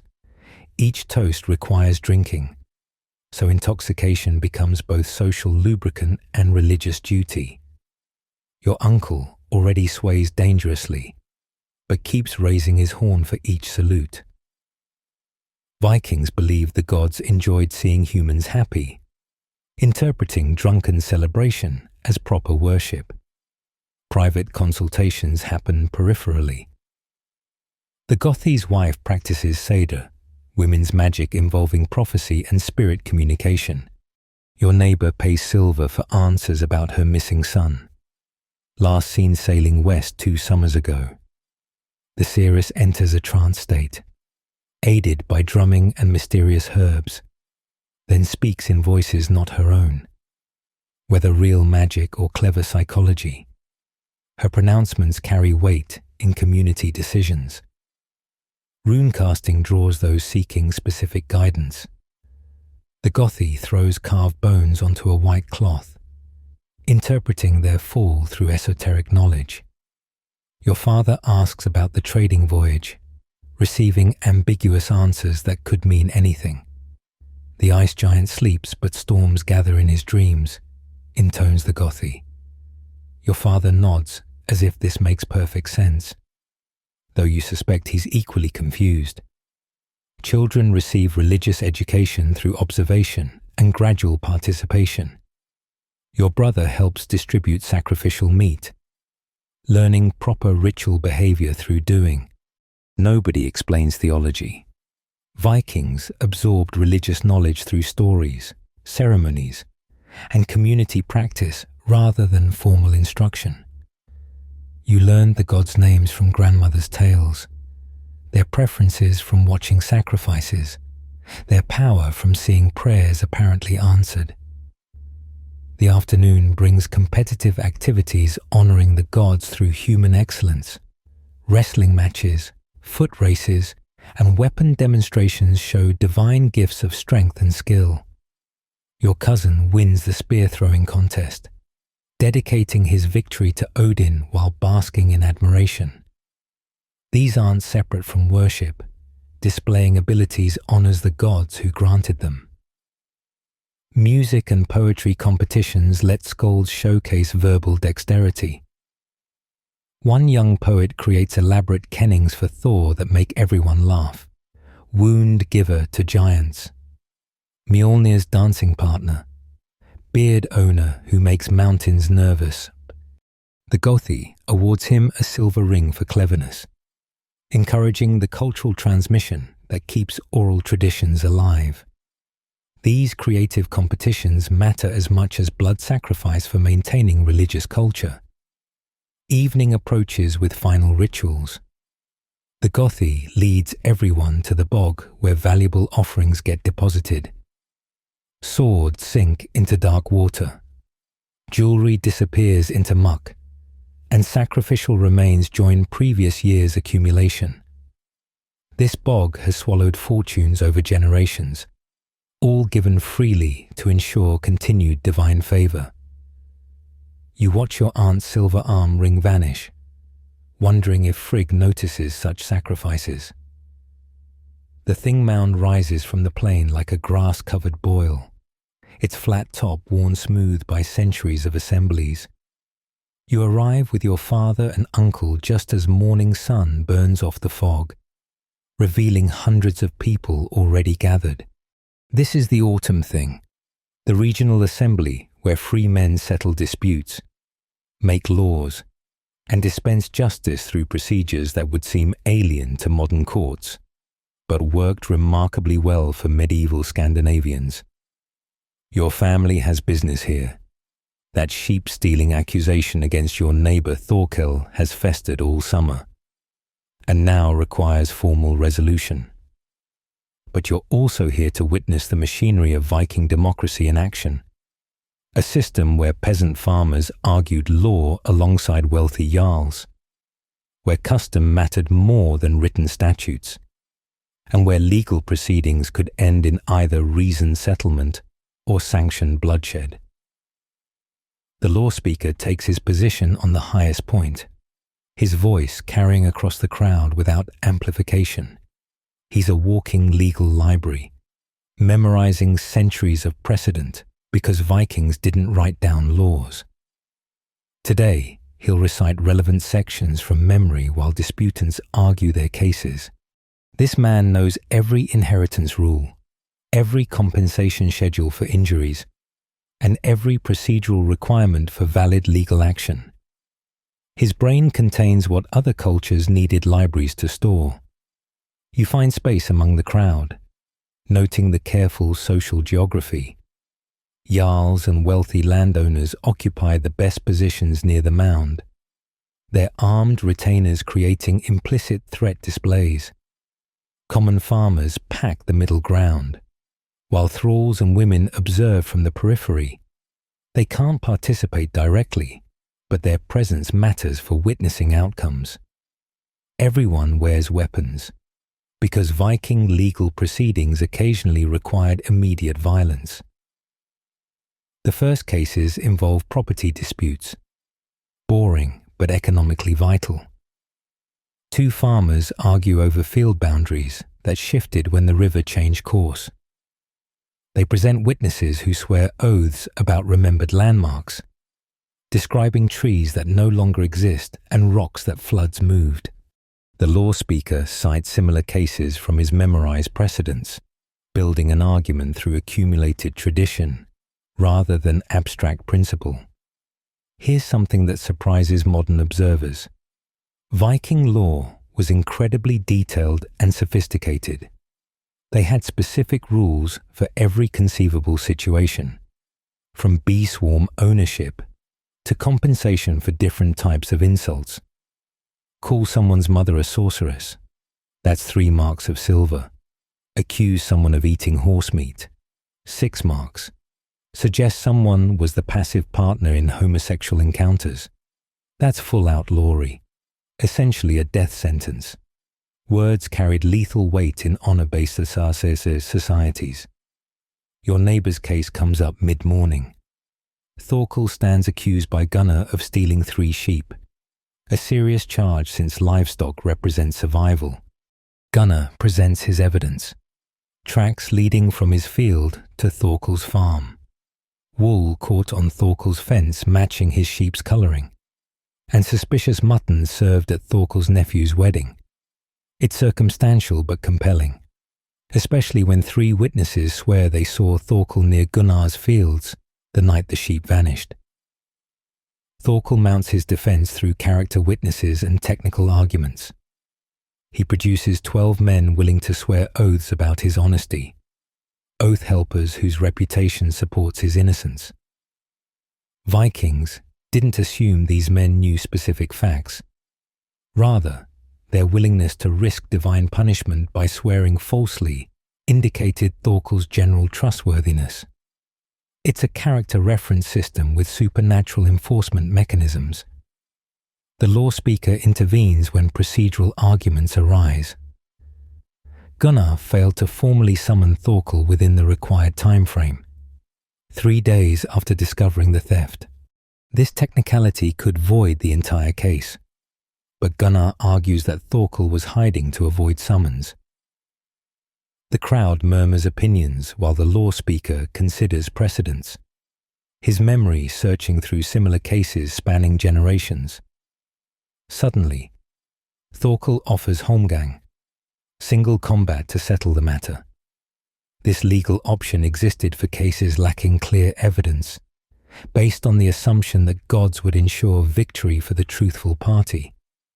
Gunnar, 20 years older and arthritic, faces an impossible choice: accept likely defeat in combat, or refuse and appear guilty. The crowd grows excited. Legal violence always drew audiences. But Gunnar's son steps forward, offering to fight as his father's champion. This substitution is legally valid for elderly or infirm plaintiffs, though it requires specific oaths and procedures. The law speaker confirms the proper words were spoken, the correct gestures made. Now Thorkel faces a young warrior instead of an old farmer. Divine justice apparently needs occasional human assistance. The Holmgang gets scheduled for tomorrow, requiring specific preparations. Both combatants must fast tonight, purifying themselves for divine judgment. The fight will occur on a small island, following ancient rules about weapons and boundaries. First blood might suffice, or it might continue to death. Negotiations determine severity based on the offence's seriousness. Sheep theft warrants wounding, not killing, unless someone loses their temper. Between cases, political maneuvering occurs. Jarls meet privately, forming alliances and trading favors. Your uncle joins discussions about next year's military expedition. The king wants ships and men for raiding Francia.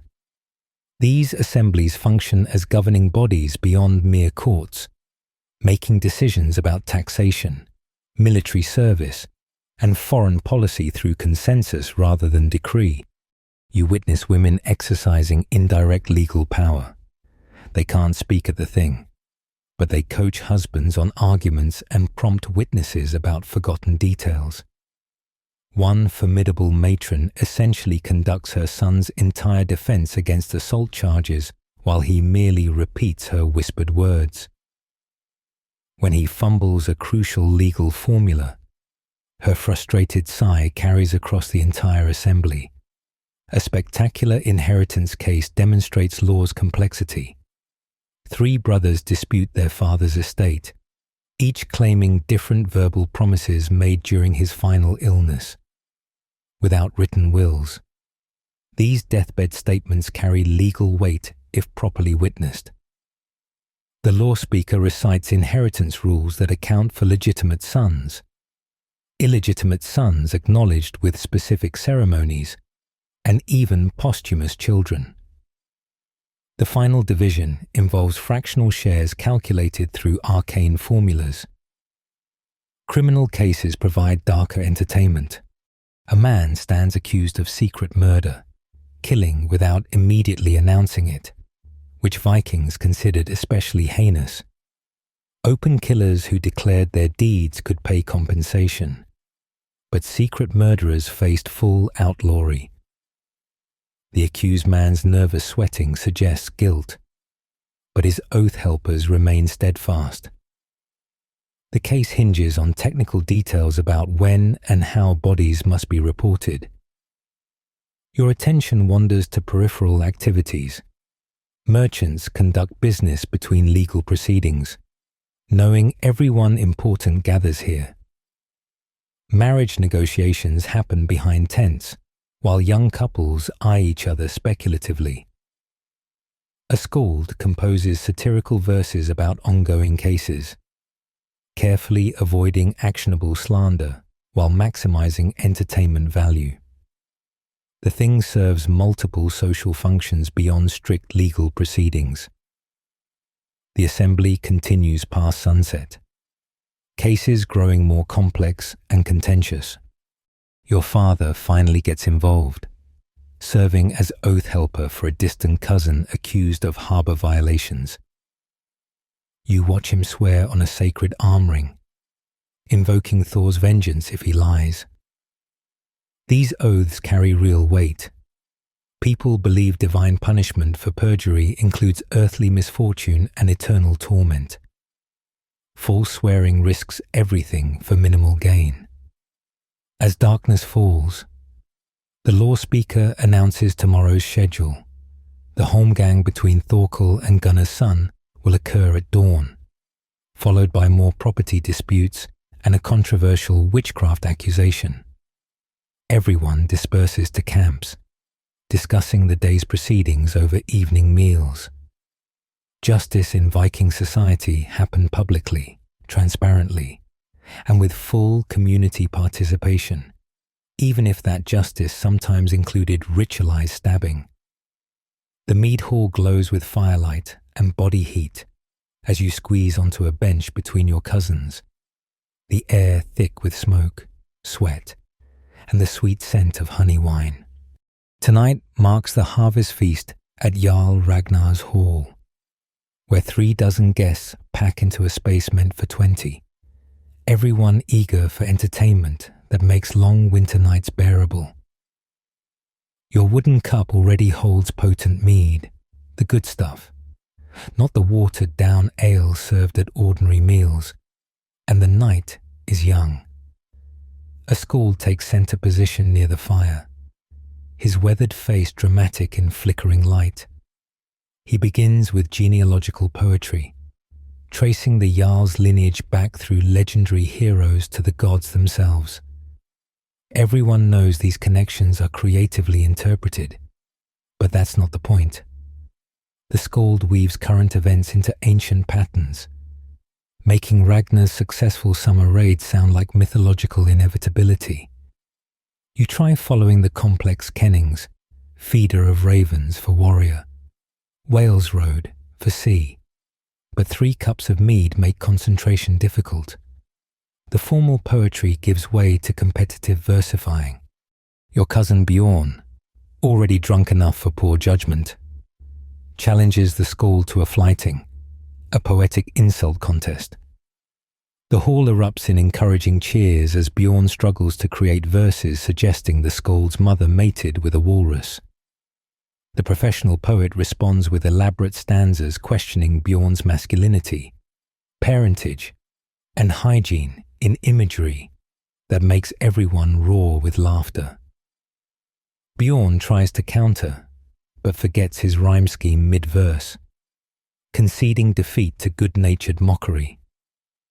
Musicians emerge with instruments, bone flutes, small harps, and drums made from stretched sealskin. The music sounds nothing like modern Scandinavian folk. It's rhythmic, repetitive, almost hypnotic. A woman begins singing about a shepherd who loved a mermaid, her voice high and nasal in the traditional style. The sad tale ends with transformation and drowning, because Viking stories rarely featured happy endings. Beautiful disasters made better entertainment than boring contentment. Your uncle starts a drinking game involving riddles. What has roots nobody sees, is taller than trees, up it goes, yet never grows. Someone shouts mountain, and drinks for guessing correctly. The riddles grow increasingly crude and difficult as participants get drunker. You fail spectacularly at what enters hard and dry but comes out soft and wet. The answer bread in porridge, seems obvious only after someone else guesses it. You drink your penalty while enduring mockery about your innocent mind. Food arrives in waves: roasted meats, fresh bread, stews thick with root vegetables, and precious imported delicacies. The Jarl shows off his wealth through abundance and variety. You sample honeyed pork that makes your teeth ache with sweetness. Wash it down with more mead. Then tackle salted fish prepared with exotic spices. Eating becomes competitive sport as young men try to consume legendary quantities. Your brother claims he'll eat an entire goose, manages half before turning green, then discreetly feeds the rest to eagerly waiting dogs. Storytelling begins in earnest as the formal feast ends. An old warrior recounts his youth raiding in Ireland, describing Dublin's wealth with acquisitive detail. His story involves improbable numbers of enemies killed, beautiful women seduced, and treasures claimed. Everyone understands the exaggeration, but appreciates the performance. Good stories matter more than strict accuracy at feasts designed for entertainment, rather than education. The tale reminds others of their own adventures. Soon multiple conversations overlap as veterans compete for attention. Your father describes navigating through fog using whale songs, while your uncle insists he once fought a bear with only a eating knife. The stories grow with each telling. Next year, that bear will breathe fire and speak Latin. This is how legends begin. Ordinary events inflated through alcohol and repetition until they become myths. Women tell their own stories at the hall's other end. Your mother recounts her grandmother's encounter with a witch who could transform into a seal, a tale you've heard dozens of times but still find unsettling. The women's stories often involve more magic and transformation than male warrior tales, preserving different aspects of cultural memory. Their laughter rings just as loud, especially during a particularly scandalous story about a farmer's wife who kept 3 secret husbands. Gambling erupts at several tables. Dice games using carved bone cubes draw serious players wagering silver, while others play board games like Hnefatafel, a strategy game where defenders protect a king from attackers. You watch your cousin lose his new cloak playing dice, win it back, then lose it again plus his boots. His wife's expression suggests tomorrow's consequences will hurt worse than barefoot walking home. Vikings loved gambling almost as much as drinking, often combining both for maximum poor decision-making. A wrestling match breaks out, friendly at first, but mead and competition escalate tensions. 2 young farmers grapple near the fire, onlookers placing bets and shouting advice. The match ends when one wrestler accidentally kicks over a mead barrel, triggering a brief brawl over spilled alcohol that the Jarl's men quickly suppress. Order returns with remarkable speed. Everyone knows the penalties for actually disrupting a feast. Hospitality rules protect guests, but only if they behave reasonably well. Your teenage sister sneaks mead despite parental prohibition, giggling with other girls about young men they find attractive. Their whispered conversations and sudden laughter suggest tomorrow's gossip will be spectacular. The feast provides rare opportunities for unmarried youth to interact under communal supervision, leading to careful flirtations and supervised courtships. Several matches will likely result from tonight's carefully orchestrated mingling. The entertainment peaks with a traveling performer who juggles knives while telling obscene jokes. His coordination seems impossible given how much he's drunk, but Vikings respected skill regardless of sobriety. He follows juggling with acrobatics, backflipping over benches while feastgoers scramble to protect their drinks. His finale involves sword swallowing, or at least convincing pantomime that makes everyone gasp appropriately. Religious toasts punctuate the evening. The Jarl raises his horn to Odin, asking for wisdom and victory. Others salute Thor for protection, Freya for fertility, and various ancestors for continued guidance. Each toast requires drinking, so religious observance becomes another excuse for intoxication. You notice several people discreetly pouring libations onto the floor, sharing drinks with deceased relatives who might feel excluded from festivities. Memory games test remaining mental capacity. Someone starts listing all the islands between here and Iceland, others adding names in geographic order.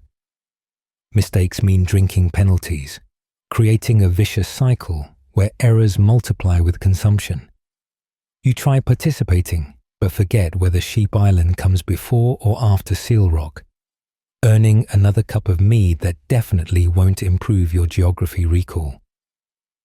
The feast gradually winds down as participants reach various limits. Some sleep where they sit, heads on tables or slumped against walls. Others stumble outside for fresh air and necessary biological functions, not always in that order. Die-hard drinkers continue their competitions, but most people achieve comfortable intoxication levels and maintain them through careful nursing of remaining drinks. Dawn approaches before the last stories end. You've heard 3 sagas, learned 4 new riddles, all obscene, watched 2 fights, and consumed enough mead to float a small boat. Your head spins as you help your barely conscious brother navigate toward home, both of you weaving like sailors in storms. Tomorrow will bring crushing headaches and parental disapproval. But tonight created memories worth the suffering, or at least stories that will improve with retelling. Steel rings against steel as you circle your opponent in the practice yard. Shield raised and legs bent in the defensive crouch your weapons master beat into your muscle memory through years of painful correction. Sweat stings your eyes despite the cool morning air, and your sword arm already aches from an hour of drills. This is the reality of Viking warfare training. Not berserker rage and wild charges, but endless repetition of basic techniques until they become instinctive. Your opponent, your cousin Eric, because of course it's Eric, feints left, then strikes right. His blunted practice sword slamming into your shield with enough force to jar your entire arm. You counter with an overhand strike he barely deflects, then dance apart to reset. Around you, a dozen other pairs practice similar exchanges while Gunnar the Scarred shouts corrections with the patience of someone who's seen too many young idiots die from poor technique. Lower your shield and you're dead, he roars at your younger brother, whose defense has grown sloppy from fatigue. Dead men don't learn from mistakes. To emphasize the point, Gunnar's wooden staff cracks across your brother's exposed ribs, dropping him gasping into the mud. It's harsh teaching, but battlefield errors have harsher consequences. The training includes more than sword work. You spend hours practicing with spears, the actual primary weapon for most Viking warriors, despite what sagas emphasize. Spears cost less than swords, require less metal, and work better in shield wall formations. You drill thrust patterns until your shoulders burn, high attacks toward faces, low strikes seeking legs beneath shields, and the quick jabs that probe for defensive weaknesses. Axe training follows, teaching the peculiar rhythm of momentum-based combat. Unlike swords that can quickly change direction, axes commit to each swing. You learn to read that commitment, timing your movements to exploit the brief vulnerability after each attack. Your practice axe is deliberately heavier than war axes, building the strength needed to fight for extended periods without tiring. But here's what really matters: shield work. Vikings fought in tight formations where shield discipline meant survival. You practice locking shields with partners, learning to brace against impact while maintaining formation integrity. One person breaking ranks could collapse an entire line. So group coordination matters more than individual prowess. Gunner makes you drill formations until they're automatic, advancing, retreating, rotating fresh fighters forward while exhausted ones recover. Weapons maintenance fills time between active training. You sit cross-legged in weak sunshine, running a whetstone along your practice blade's edge. Even blunted training weapons need care to prevent rust and maintain proper balance. Your real sword, inherited from your grandfather and used only for serious occasions, hangs oiled and wrapped at home. That blade requires weekly attention, checking for rust spots, testing edge retention, ensuring the leather grip remains tight. Your uncle arrives to teach advanced techniques, his left arm ending at the elbow from a Saxon axe stroke years ago. Despite the disability, he remains formidable, demonstrating how to fight when injured, a depressingly practical skill. You will get hurt, he states matter-of-factly. The enemy will target wounds, learn to protect weakness while still threatening attack. He shows defensive positions that minimize exposure while maintaining offensive capability. Armor training can't be neglected. You practice fighting in a chainmail byrnie. It's 30 pounds of iron rings drastically changing movement dynamics. The weight exhausts you quickly, while restricted arm motion limits certain strikes. But the protection proves worth these limitations when your partner's sword bounces harmlessly off iron links that would have otherwise opened your chest. Not everyone can afford mail. Most warriors make do with leather or quilted cloth, but those who can must master its peculiarities. The psychological aspects receive attention too. Gunnar teaches battle cries designed to intimidate enemies while building your own courage. You practice facial expressions meant to unnerve opponents, the wide-eyed stare that suggests berserk fury, the cold smile implying you enjoy killing. It's theatre, but effective theatre. Wars are won in minds before bodies fall. Mock battles test everything you've learned. Two armies of training warriors face off across the practice field, shields locked and weapons ready. At Gunnar's signal, you charge together, the impact of meeting shield walls jarring everyone involved. The melee that follows is controlled chaos, no actual killing, but plenty of bruises and occasional broken bones. You struggle to maintain formation while parrying attacks and seeking openings to strike. Your shield splinters under a particularly heavy axe blow, forcing you to fight with half coverage. This is why warriors carry spare shields to battle. They're defensive consumables, expected to break.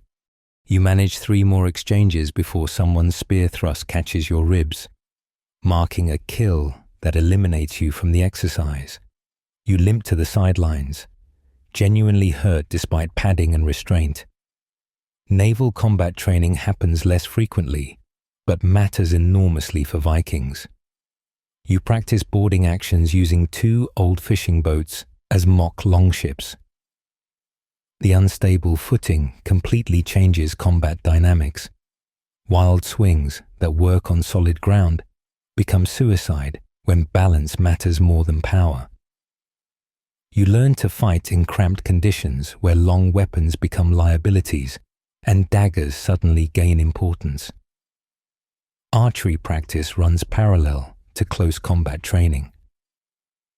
While Vikings favored hand-to-hand fighting, they weren't stupid about projectile weapons. You spend hours shooting at straw targets, building the peculiar muscles needed to draw powerful bows repeatedly. Your accuracy improves slowly, though you'll never match dedicated archers who've trained since childhood.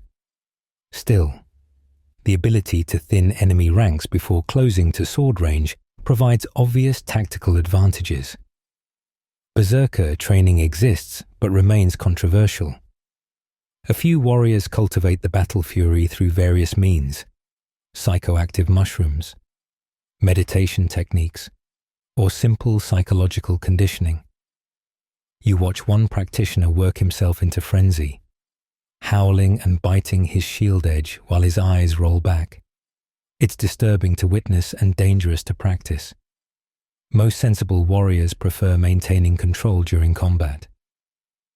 Historical debate continues about how much Vikings actually trained versus natural warrior culture development. But evidence suggests systematic preparation, dedicated practice areas at settlement sites, standardized weapon types implying common techniques, and saga references to weapons masters teaching young warriors. This wasn't random violence, but organized military education. The training extends beyond pure combat. You learn basic field medicine, how to bind wounds quickly, stop bleeding with moss and spiderwebs, and recognize injuries worth treating versus those meaning inevitable death. Warriors who can patch themselves and comrades multiply their force's effective strength. Your grandmother teaches herbal preparations that reduce infection risk. Knowledge as valuable as sword skills. Discipline gets enforced harshly. When your friend Olaf arrives late for training, again, Gunnar assigns him to the post. This involves standing in full armor holding a shield overhead until muscle failure drops it.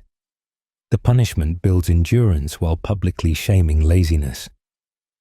Olaf manages 20 minutes before collapsing, his example encouraging punctuality in others. Evening brings equipment repair and preparation for tomorrow's training. You replace leather straps, tighten rivets, and ensure everything remains functional. Warriors who neglect equipment die from preventable failures. Imagine your shield strap breaking mid-battle. This mechanical maintenance becomes meditative, hands working automatically while minds process the day's lessons. The dragon head snarls from the prow as Master Shipwright Thorvald runs his calloused hand along the strake, feeling for imperfections invisible to untrained eyes. You're apprenticing in the boatyard this season, learning the sacred art that makes Viking expansion possible. Without these vessels, technological marvels disguised as simple wooden boats, your people would remain frozen farmers instead of world-spanning traders and raiders. The skeleton of a new gnar rises from the keel like whale bones, each rib carefully shaped from naturally curved oak. Thorvald selected these trees 2 winters ago, marking forest giants with specific grain patterns that match hull stresses. The tree tells you what it wants to become, he explains, showing how wood grain follows the frame's curve. Force it into unnatural shapes and the sea will find your weakness. You help with the mindless but critical work of preparing materials. Iron rivets need forging by thousands. Each longship requires approximately 3,000 nails and rivets. Your fingers cramp from holding pieces, while another apprentice hammers heads flat. These tiny metal bits hold together vessels that cross oceans. One poorly made rivet could open a seam in storm seas, drowning entire crews because someone got lazy during preparation. The actual construction amazes you with its sophisticated simplicity. Vikings build shells first, adding internal frames later, the opposite of most shipbuilding traditions. Overlapping planks, strakes, get riveted together in the clinker style, creating hulls that flex with waves rather than fighting them. You watch Thorvald spring a plank into place, its curve held by temporary props while workers rivet it home. The shape emerges through accumulated experience rather than drawn plans. Caulking happens continuously as construction progresses. You stuff tarred wool between plank overlaps, sealing joints against water infiltration. The smell of pine tar becomes permanently embedded in your clothes and hair, the mark of a shipyard worker. This sticky substance, produced by slowly burning pine roots in covered pits, waterproofs everything from rope to sails. Your family produces tar as a side business, one more link in the economic chain supporting maritime culture. The most mystical moment comes when Thorvald judges the hull's lines. He stands back, squinting along the vessel's length, while apprentices hold torches for better light. Something dissatisfies him. Nobody else sees it, but masters perceive imperfections through decades of accumulated intuition. He orders one strake loosened and repositioned slightly. The tiny adjustment, maybe a finger's width, changes how water will flow past the hull at speed. Ships are alive. Thorvald teaches while you help bend planks. They want to move certain ways. Fight their nature and they'll fight you back. This anthropomorphization isn't primitive superstition, but practical wisdom. Wooden vessels do develop personalities through construction choices. Some track straight naturally while others need constant correction. Some ride waves easily, while others hobby horse violently. You're assigned to help with sail production, work traditionally done by women, but requiring male muscle for handling heavy cloth. The sail taking shape could cover a small field, 90 square meters of wool woven so tightly it holds wind like solid walls. Your aunt supervises production, organizing teams of women who work massive looms in specialized buildings. One sail represents more labor than the hull itself. Raising sheep, shearing wool, spinning thread, weaving cloth, then assembling panels into functional artworks. The sailing master arrives to inspect rigging arrangements. On one eye, he lost the other to a snapping rope, brings lifetime knowledge about wind management. Vikings couldn't sail as close to the wind as later vessels, but their square rigs excelled at running before storms that would destroy more complex ships. He shows you knots that must hold against tremendous forces while remaining adjustable under load. Practical engineering that determines whether crews live or die. Navigation tools seem primitive but prove remarkably effective. Arn demonstrates the bearing dial, a wooden disc with notches marking compass directions. By aligning shadows at noon, navigators could determine rough latitude. He also explains reading wave patterns, cloud formations over invisible land, and bird behavior indicating proximity to shore. The sea tells you everything, he insists, if you know how to listen. You help install the side rudder, a massive board attached to the starboard side, literally steerboard. This steering method requires incredible strength in heavy seas. You try moving it in harbour and barely manage slight adjustments. The rudderman needs endurance-matching rowers, fighting ocean forces trying to overwhelm directional control. No wonder experienced steersmen earn respect and extra shares from trading voyages. The launch day arrives with appropriate ceremony. The entire community gathers as rollers get placed under the hull. You join dozens of men hauling ropes, slowly moving the vessel toward water. The friction generates smoke from wooden rollers, while everyone chants rhythmic work songs. Children run alongside throwing flowers. Women sing blessings. And Thorvald looks simultaneously proud and worried. Normal emotions for shipwrights watching their creations meet the sea. The moment of flotation brings collective held breath. A poorly built vessel might list to one side or ride too low, requiring embarrassing retrieval and reconstruction. But this Nar floats perfectly, balanced and eager. Thorvald's tension releases into rare smiles as he watches his creation bob gently. The dragon figurehead gets attached last. These carved monsters serve spiritual and practical purposes, frightening enemies while helping crews identify their vessels from distance. Sea trials reveal the ship's personality.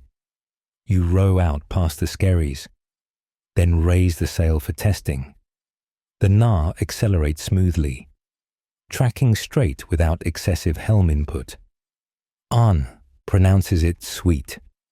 High praise from someone who sailed everything from leaking fishing boats to royal dragon ships.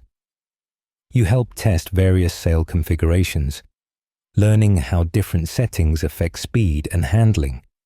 But shipbuilding involves constant maintenance too. You spend days retarring older vessels, replacing cracked planks, and fixing damage from groundings or conflicts. Ships require continuous attention.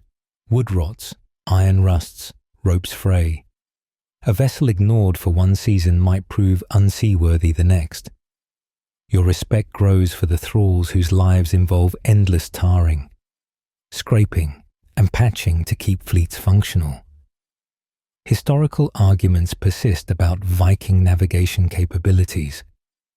Could they really reach North America using primitive tools? The answer is yes. Their combination of practical knowledge, sturdy vessels, and sheer determination overcame technological limitations. You're learning this knowledge firsthand. How to read subtle sea signs, when to reef sails before storms, why certain hull shapes handle specific conditions better. The yard builds various vessel types beyond cargo Nars and war dragons. Small four-oared boats serve coastal fishing and local transport. Special horse carriers feature reinforced floors and ventilation for livestock. Even simple dugout canoes get produced for river navigation. Each design solves specific problems using available materials and accumulated wisdom. Your favorite construction phase involves decoration.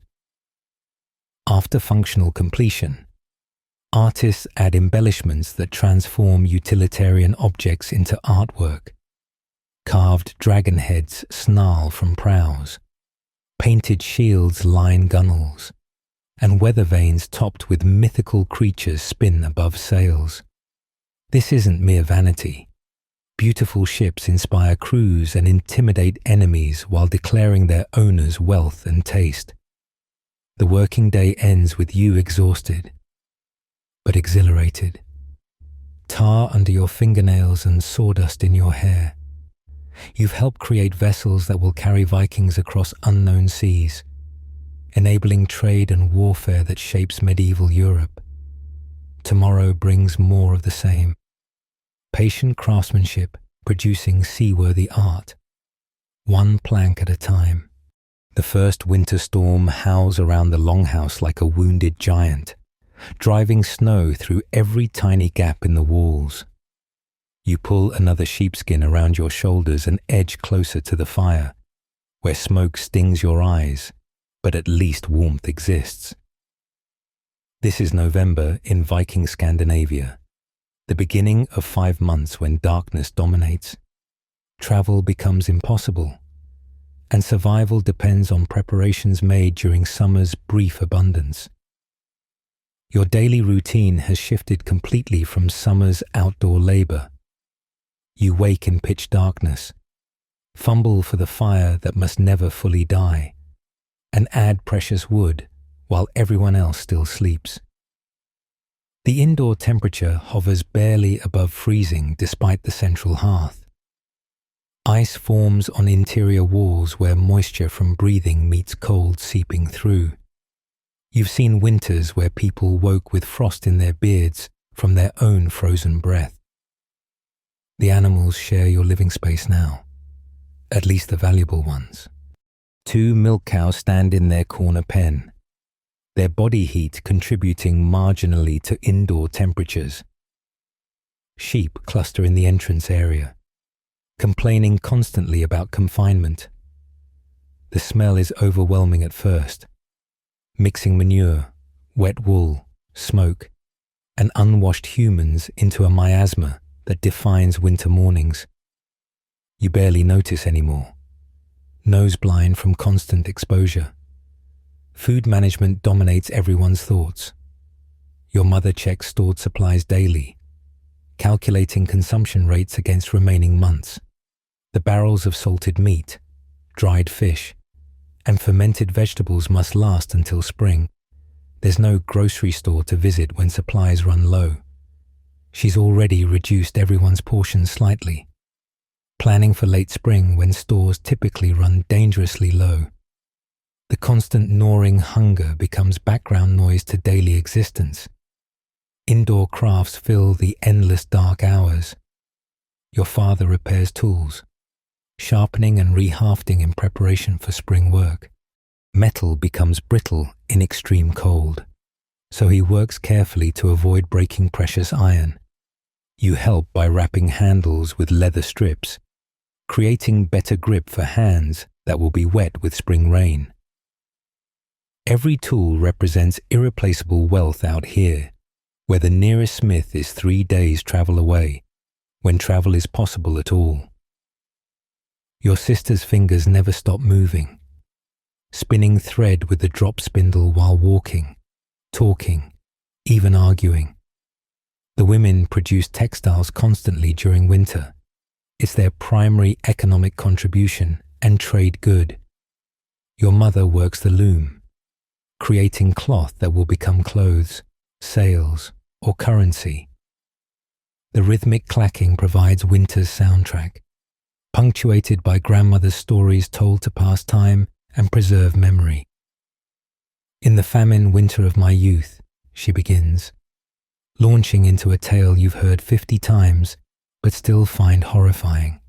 She describes eating bark bread, boiling leather for soup, and watching neighbors resort to darker sustenance. These stories serve as warnings. This is what happens when summer preparations fail. Her graphic descriptions of starvation symptoms ensure everyone appreciates current abundance, meager as it seems. Cabin fever strikes early this year.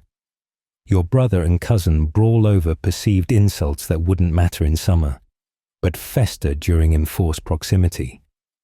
The fight ends quickly when your father threatens to make them sleep in the barn, a potential death sentence in current temperatures.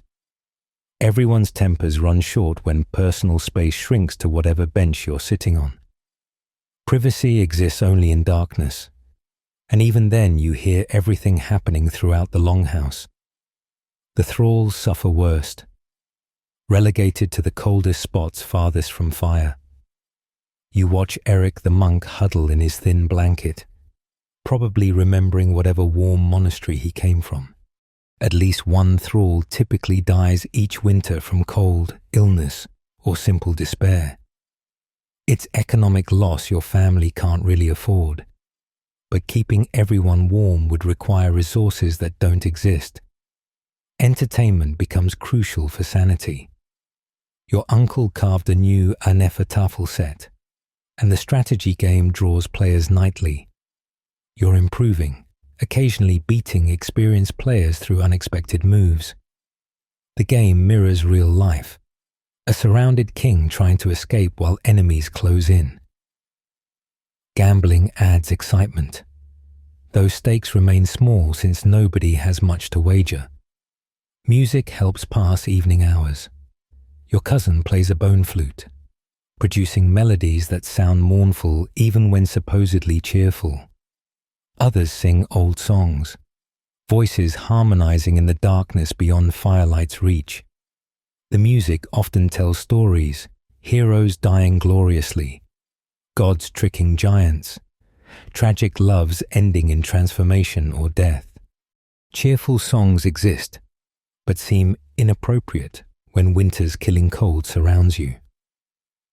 Storytelling reaches artistic heights during these confined months. Skalds perfect their craft, testing new compositions on captive audiences. Your neighbor knows the entire prose Edda from memory, reciting sections nightly. Children sit entranced during tales of Thor's adventures or Odin's cunning, absorbing cultural values through entertainment. These stories matter more than mere diversion. They're how Viking culture transmits itself without writing. Religious observations intensify during winter's darkest period. Yule approaches with its complex mix of ancestor veneration, fertility rituals, and desperate hope for sun's return. Your family prepares special foods despite dwindling supplies. This feast can't be skipped without risking divine disfavor. The wild hunt might pass overhead any night now. Odin leading dead warriors across storm clouds. You leave small offerings outside, hoping to appease rather than attract such dangerous attention. Sickness spreads quickly in confined quarters. Your little sister develops a wet cough that keeps everyone awake and worried. Grandmother prepares herbal remedies, willow bark tea for fever, honey and herbs for the cough. But everyone knows winter illness can kill swiftly. You've lost 2 siblings to winter fever, tiny bodies buried in frozen ground that required picks to break. The survivors develop iron constitutions or die young. Personal hygiene becomes challenging when water freezes, and bathing means potential death from exposure. Everyone develops a ripe personal aroma that would horrify summer visitors. You manage occasional sponge baths with water heated over the fire, but full cleaning waits for spring. Lice proliferate despite constant combing. Everyone scratches discreetly, maintaining the polite fiction that they're not hosting parasites. Boredom drives innovation. Your brother invents a new dice game involving elaborate scoring rules. Your sister creates intricate embroidery patterns never seen before. You attempt wood carving, producing a lopsided horse that generous observers claim shows promise. These small creativities matter enormously when options shrink to whatever materials exist inside 4 walls. The deepest cold arrives in January, temperatures dropping until even daytime offers no relief. Ice forms inside from breathing and cooking moisture, creating fantastic patterns on walls and roof beams. You chip it off regularly. Too much accumulation could actually collapse structures when it melts suddenly. The house groans under snow load, requiring careful removal before weight exceeds support capacity. Rationing tightens as winter progresses. Meals shrink to 1 per day, everyone gnawing dried fish that tastes like salted leather. The stored vegetables ran out last week, leaving only meat, fish, and dwindling grain supplies. Scurvy symptoms begin appearing. Loose teeth, slow-healing cuts, general weakness. Your mother hoards the last cloudberries, doling them out to worst affected. Spring seems impossibly distant, but humans adapt. You establish new routines. Find joy in tiny victories like successfully starting the morning fire. Appreciate warmth and fellowship, despite discomfort. Winter strips life to essentials: survival, family, patience. Everything else falls away as luxury. You understand why Vikings celebrated summer so intensely, why they raided and traded frantically during warm months. Winter teaches gratitude for abundance through experiencing scarcity. The funeral ship waits on the beach, its hull packed with grave goods that tell the story of Jarl Ragnar's life. You stand among hundreds of mourners as dawn breaks grey and cold, revealing the elaborate preparations for sending a powerful man to the afterlife. His body lies in the vessel's center, dressed in his finest clothes with weapons arranged precisely, sword at his right hand, axe at his left, shield covering his chest like a blanket against eternity's chill. Death has stalked your community all winter, but Ragnar's passing hits differently. He died properly in bed, surrounded by family, with time to speak final words and distribute possessions. "I go to the high seat in Valhalla," he whispered, though everyone knew illness death meant Hell's realm rather than Odin's hall. Still, his war glory from youth might earn warriors' afterlife despite an old man's ending. Vikings negotiated with death constantly, preparing arguments for divine bouncers at afterlife gates. Your mother helps prepare the funeral feast, organizing food that represents shocking abundance during late winter scarcity. Death requires proper send-off regardless of cost. Skimping on funeral arrangements invites the deceased's angry return as a draugr, those walking corpses that plague saga literature. You've helped slaughter precious livestock, depleting breeding stock because social obligation outweighs economic calculation when reputation meets mortality. The grave goods fascinate and disturb you. Ragnar's favorite horse stands nearby, unaware it will join its master shortly. His weapons gleam from fresh polishing, better maintained for death than recent life. Clay pots contain food for the journey, bread, meat enough for traveling to whatever afterlife awaits. His thrall, Bjorn, yes, another Bjorn, waits with resigned expression, knowing his fate. Some thralls volunteer for death following, believing it ensures better afterlife position. Others get volunteered by circumstances. Women's funerals differ in details but match in elaboration. Your aunt describes her mother's burial last year. Jewelry, cooking implements, textile tools, and her favorite cat accompanied the journey. Female graves often contain more practical items, keys, scissors, needles, suggesting afterlife domestic duties continue. Whether this reflects actual belief or male assumptions about female concerns remains debatable. Dead women probably cared less about eternal cooking than living men assumed. The funeral begins with speeches praising Ragnar's deeds. His son recounts exaggerated victories, transforming mundane cattle raids into epic battles. Friends describe his generosity. Wives praise his virility. He had 4 wives sequentially, wearing them out through childbearing. And enemies acknowledge his honor. Even Thorkel, who lost an eye to Ragnar's sword 20 years ago, speaks respectfully. Death transforms everyone into heroes through selective memory and social pressure. Your uncle performs the sacrifice, cutting the horse's throat with practiced efficiency. Blood spurts across sand while the animal collapses, its death marking Ragnar's transition from living memory to ancestor status. The thrall follows, dispatched quickly. He chose poison over blade, a mercy allowing dignified death. You help load both bodies onto the ship, arranging them as eternal servants. It seems wasteful, destroying valuable assets, but Vikings invested in afterlife infrastructure like others buy insurance. The pyre building requires specific techniques. Green wood won't burn hot enough, but too dry timber combusts rapidly without properly cremating bodies. Your father directs construction, creating a balanced structure that will burn for hours. Pitch gets liberally applied. The black tar that waterproofs ships now ensures their destruction. The smell makes your eyes water, mixing with rotting seaweed and death's distinctive aroma. Private family rituals happen before public burning. Ragnar's wives cut hair to place in the ship, an intimate gesture linking living and dead.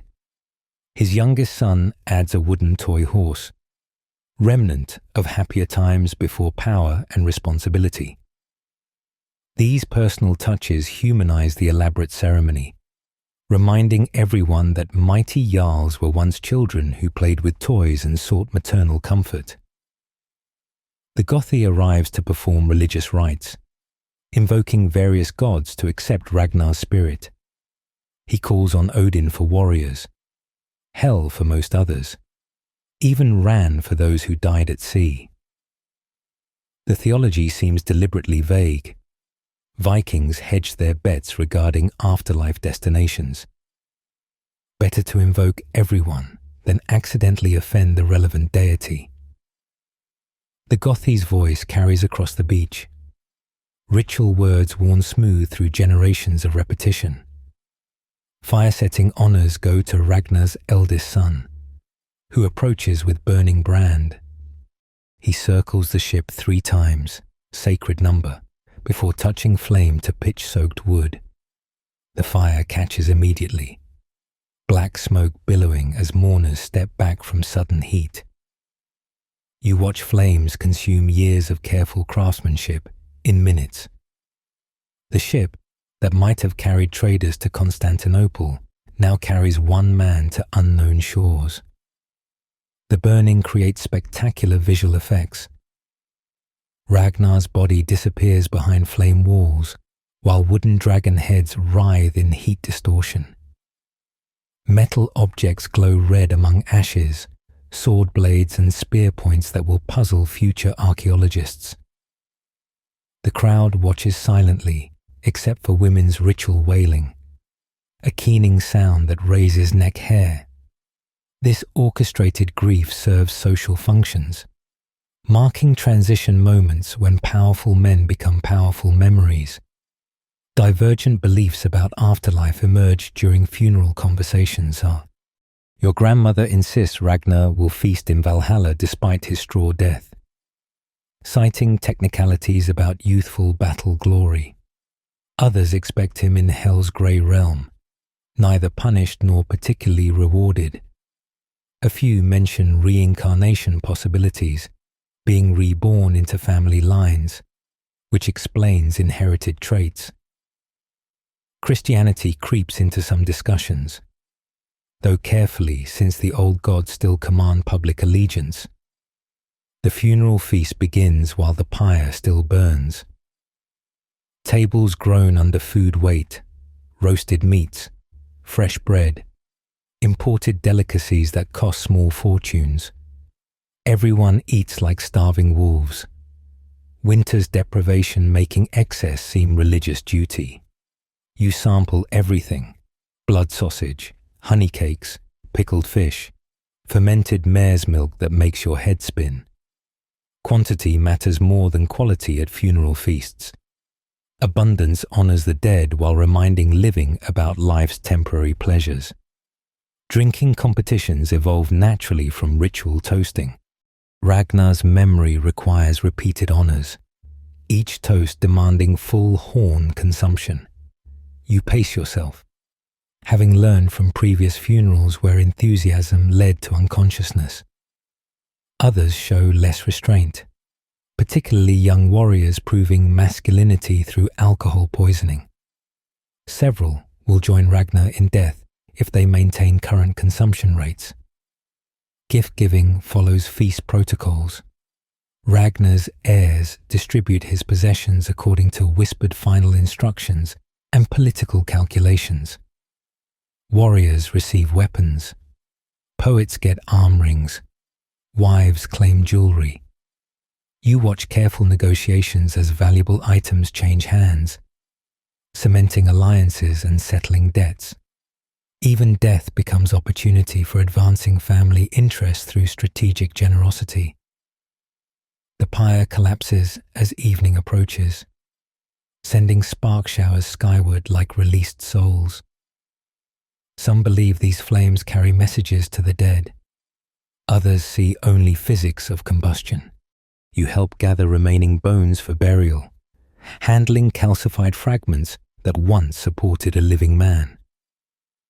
These go into a ceramic urn with remaining grave goods, smaller items that survive fire. The urn gets buried under a modest mound, marked with stones forming a ship outline. As darkness falls, stories about Ragnar proliferate. Already his biography improves through selective editing. Battles grow larger, enemies more numerous, victories more glorious. Within generations, he'll become semi-mythical, his real life obscured by accumulated legend. You're watching saga creation in real time, ordinary mortality transforming into extraordinary narrative through community need for heroes. The funeral ends with final rituals ensuring Ragnar won't return as undead. Iron nails get driven into his feet, symbolic binding. His name is formally released for reuse, and protective charms are buried at crossroads. These precautions seem excessive for respected jarls, but everyone knows stories about improperly buried dead seeking vengeance. Better safe than haunted by Draga demanding overdue funeral rites. You stumble home exhausted, emotionally drained from day-long ceremonies. Death surrounds Viking life. Infant mortality, disease, violence, accidents claim people constantly. But elaborate funeral rituals transform inevitable loss into community affirmation. By celebrating death properly, Vikings declared victory over mortality's terror. Ragnar's funeral demonstrated wealth, power, and cultural confidence. His death diminished the community, while his funeral strengthened it. Tomorrow brings normal life, farming, crafting, the endless struggle for survival. But tonight, you've participated in traditions stretching back generations, sending another Viking to whatever awaits beyond death's threshold. The practices seem primitive to modern eyes: human sacrifice, conspicuous destruction of wealth, religious uncertainty.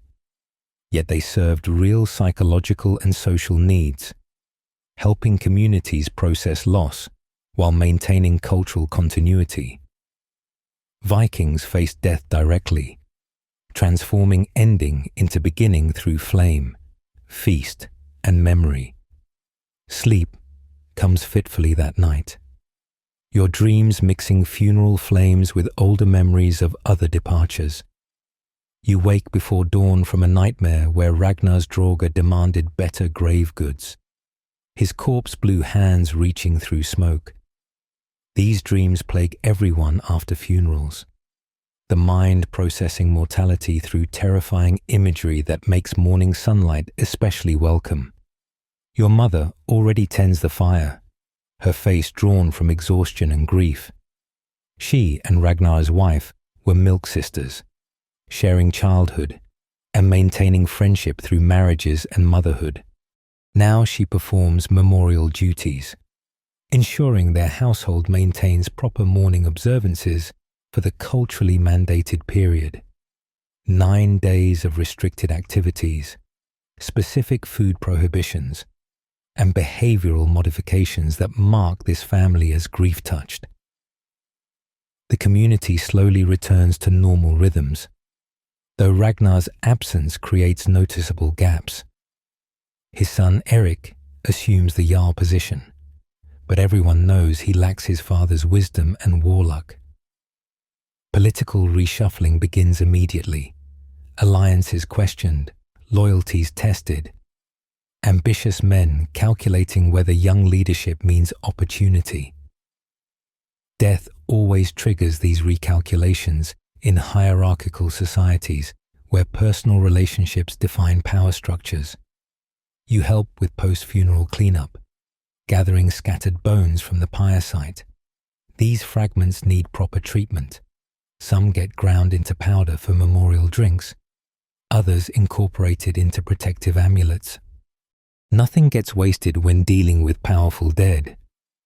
Your grandmother claims a finger bone, planning to add it to her collection of ancestral remains that provide household protection. Morbid? Perhaps. But ancestor veneration requires physical tokens. The thrall population discusses Bjorn's death with mixture of envy and relief. He escaped slavery through accompanying his master, achieving status impossible in life, but others shudder at being burned alive.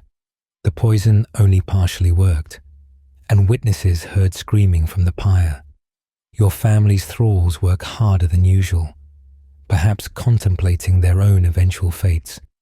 Will they die free after years of service, or follow their owners into afterlife servitude? Stories about Ragnar evolve rapidly through retelling. Already his famous cattle raid gets embellished, 20 warriors become 50. A dozen stolen cows transform into vast herds. You correct your younger brother's version, but realize accuracy matters less than narrative power. These stories serve purposes beyond historical record, teaching values, creating identity, binding communities through shared mythology. Let Ragnar grow in death. Gods know he shrank enough in final illness. Your father discusses inheritance complications with other family heads. Ragnar's wealth gets divided among numerous heirs, creating disputes about specific items. Who gets the famous sword blood drinker? Should his best ship go to the son who sails professionally, or the one who manages home estates? These negotiations require delicate balance between legal precedent, family politics, and practical considerations. Violence threatens if distribution seems unfair. The memorial stones arrive from the quarry, massive granite slabs that will mark Ragnar's mound. Rune carvers begin their work, chiseling formulaic phrases about good leadership and generous ring-giving.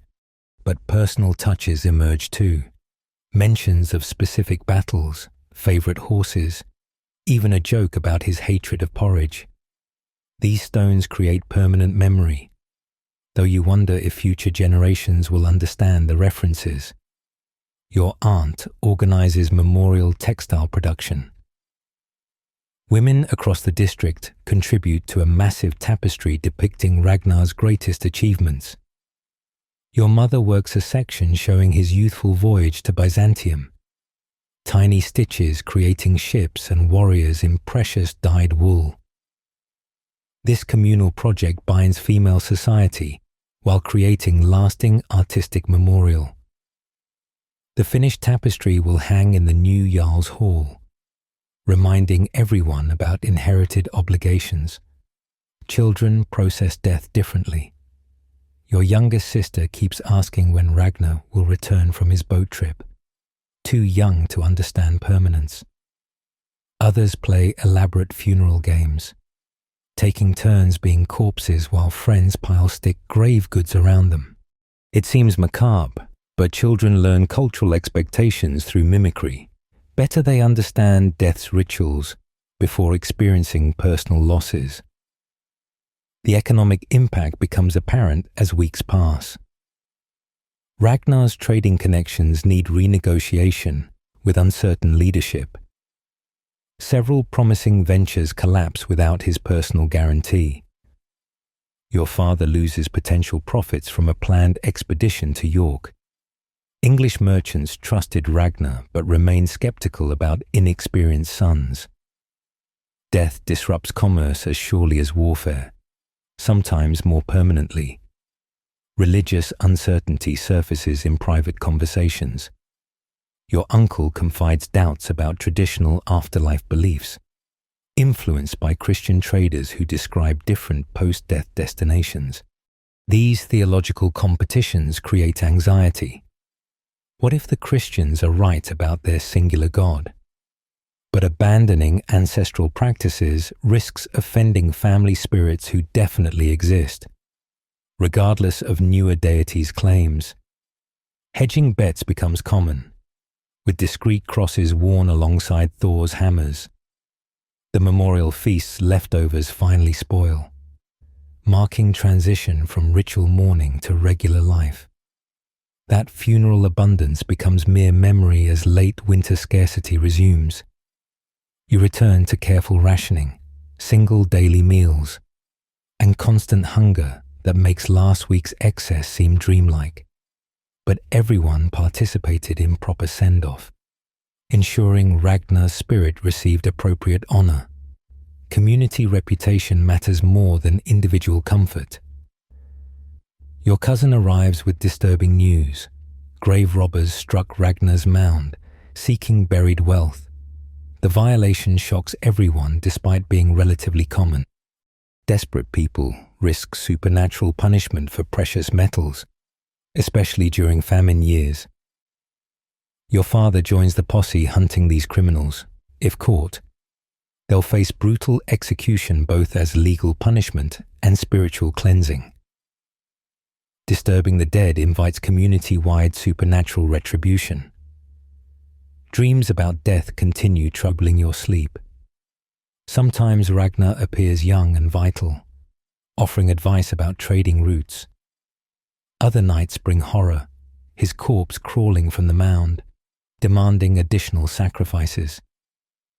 These visions blur with the memories of other funerals, your baby brother who lived 3 days, the aunt who drowned crossing fjords, countless grandparents and cousins claimed by age, illness, or violence. Death weaves through life like black thread in tapestry, but life continues its relentless pace. Spring approaches with longer days and melting ice. Soon, planting will consume everyone's attention, pushing death to memory's background. New babies will be born. Your sister already shows pregnancy signs. Fresh voyages will launch, creating new stories to eventually tell at future funerals. The cycle continues endlessly. Birth, growth, death, memory, rebirth. You help your father prepare for spring trading, checking equipment and planning routes. Life demands attention despite death's interruptions. But Ragnar's funeral changed you subtly, heightened awareness of mortality, deeper appreciation for community rituals, understanding that elaborate death ceremonies serve the living more than the dead. Every person you interact with will eventually require similar observances. Their current vitality temporary as winter ice. The ship-burning image stays with you, expensive vessel transformed to smoke and light, carrying human hopes into uncertainty. Vikings invested enormously in death because they understood life's brevity. Better to burn wealth celebrating existence than hoard uselessly against inevitable ending. Ragnar's funeral demonstrated core Viking values: generosity, courage, community solidarity, and defiant joy despite mortality's shadow. Your work continues as seasons turn, but now with heightened awareness. Each sword forged might accompany someone's final journey. Every ship built could become a funeral pyre. All accumulated wealth eventually gets distributed at memorial feasts or burns on beaches while mourners watch. This knowledge doesn't create morbidity, but rather urgency. Live fully, because death comes regardless. So make stories worth telling at your own eventual funeral. As the evening grows late and the fire burns lower in the longhouse hearth, you find yourself growing drowsy from the day's labors and the warmth of the flames. The gentle crackling of the logs mingles with the soft breathing of your family members settling into sleep around you, and the familiar sounds of the night wrap around you like the softest wool blanket. The stories of Viking life begin to fade gently now, like morning mist dissolving over the fjord. You've walked through their days from dawn to dusk, felt the weight of their work, tasted their simple meals, and witnessed their complex lives that were so much more than the sagas tell. These people who lived 1,000 years ago weren't so different from us, really. They worried about their children, worked hard to survive, found joy in small moments, and faced each day with the kind of quiet courage that history often forgets to mention. Let your breathing slow now, matching the rhythm of the waves that these ancient people knew so well. The longhouse fades, the sounds of cattle and chickens grow distant, and the weight of iron tools leaves your hands. You're drifting back through time, through the centuries, carrying with you just the faintest memory of smoke and salt air, of wool and wood, of a life lived close to the earth and sea. The Vikings sleep peacefully in their time, their stories told, their daily struggles and triumphs woven into the great tapestry of human history. And you too can rest now, knowing that across the vast ocean of time, people have always been people, working, loving, struggling, celebrating, and finding their way through each precious day. Close your eyes and let the last embers of the Viking hearth fade to gentle darkness. Tomorrow will bring its own adventures, but tonight you've traveled far and learned much. Sleep well, modern dreamer, and may your rest be as deep and peaceful as a still fjord under starlight.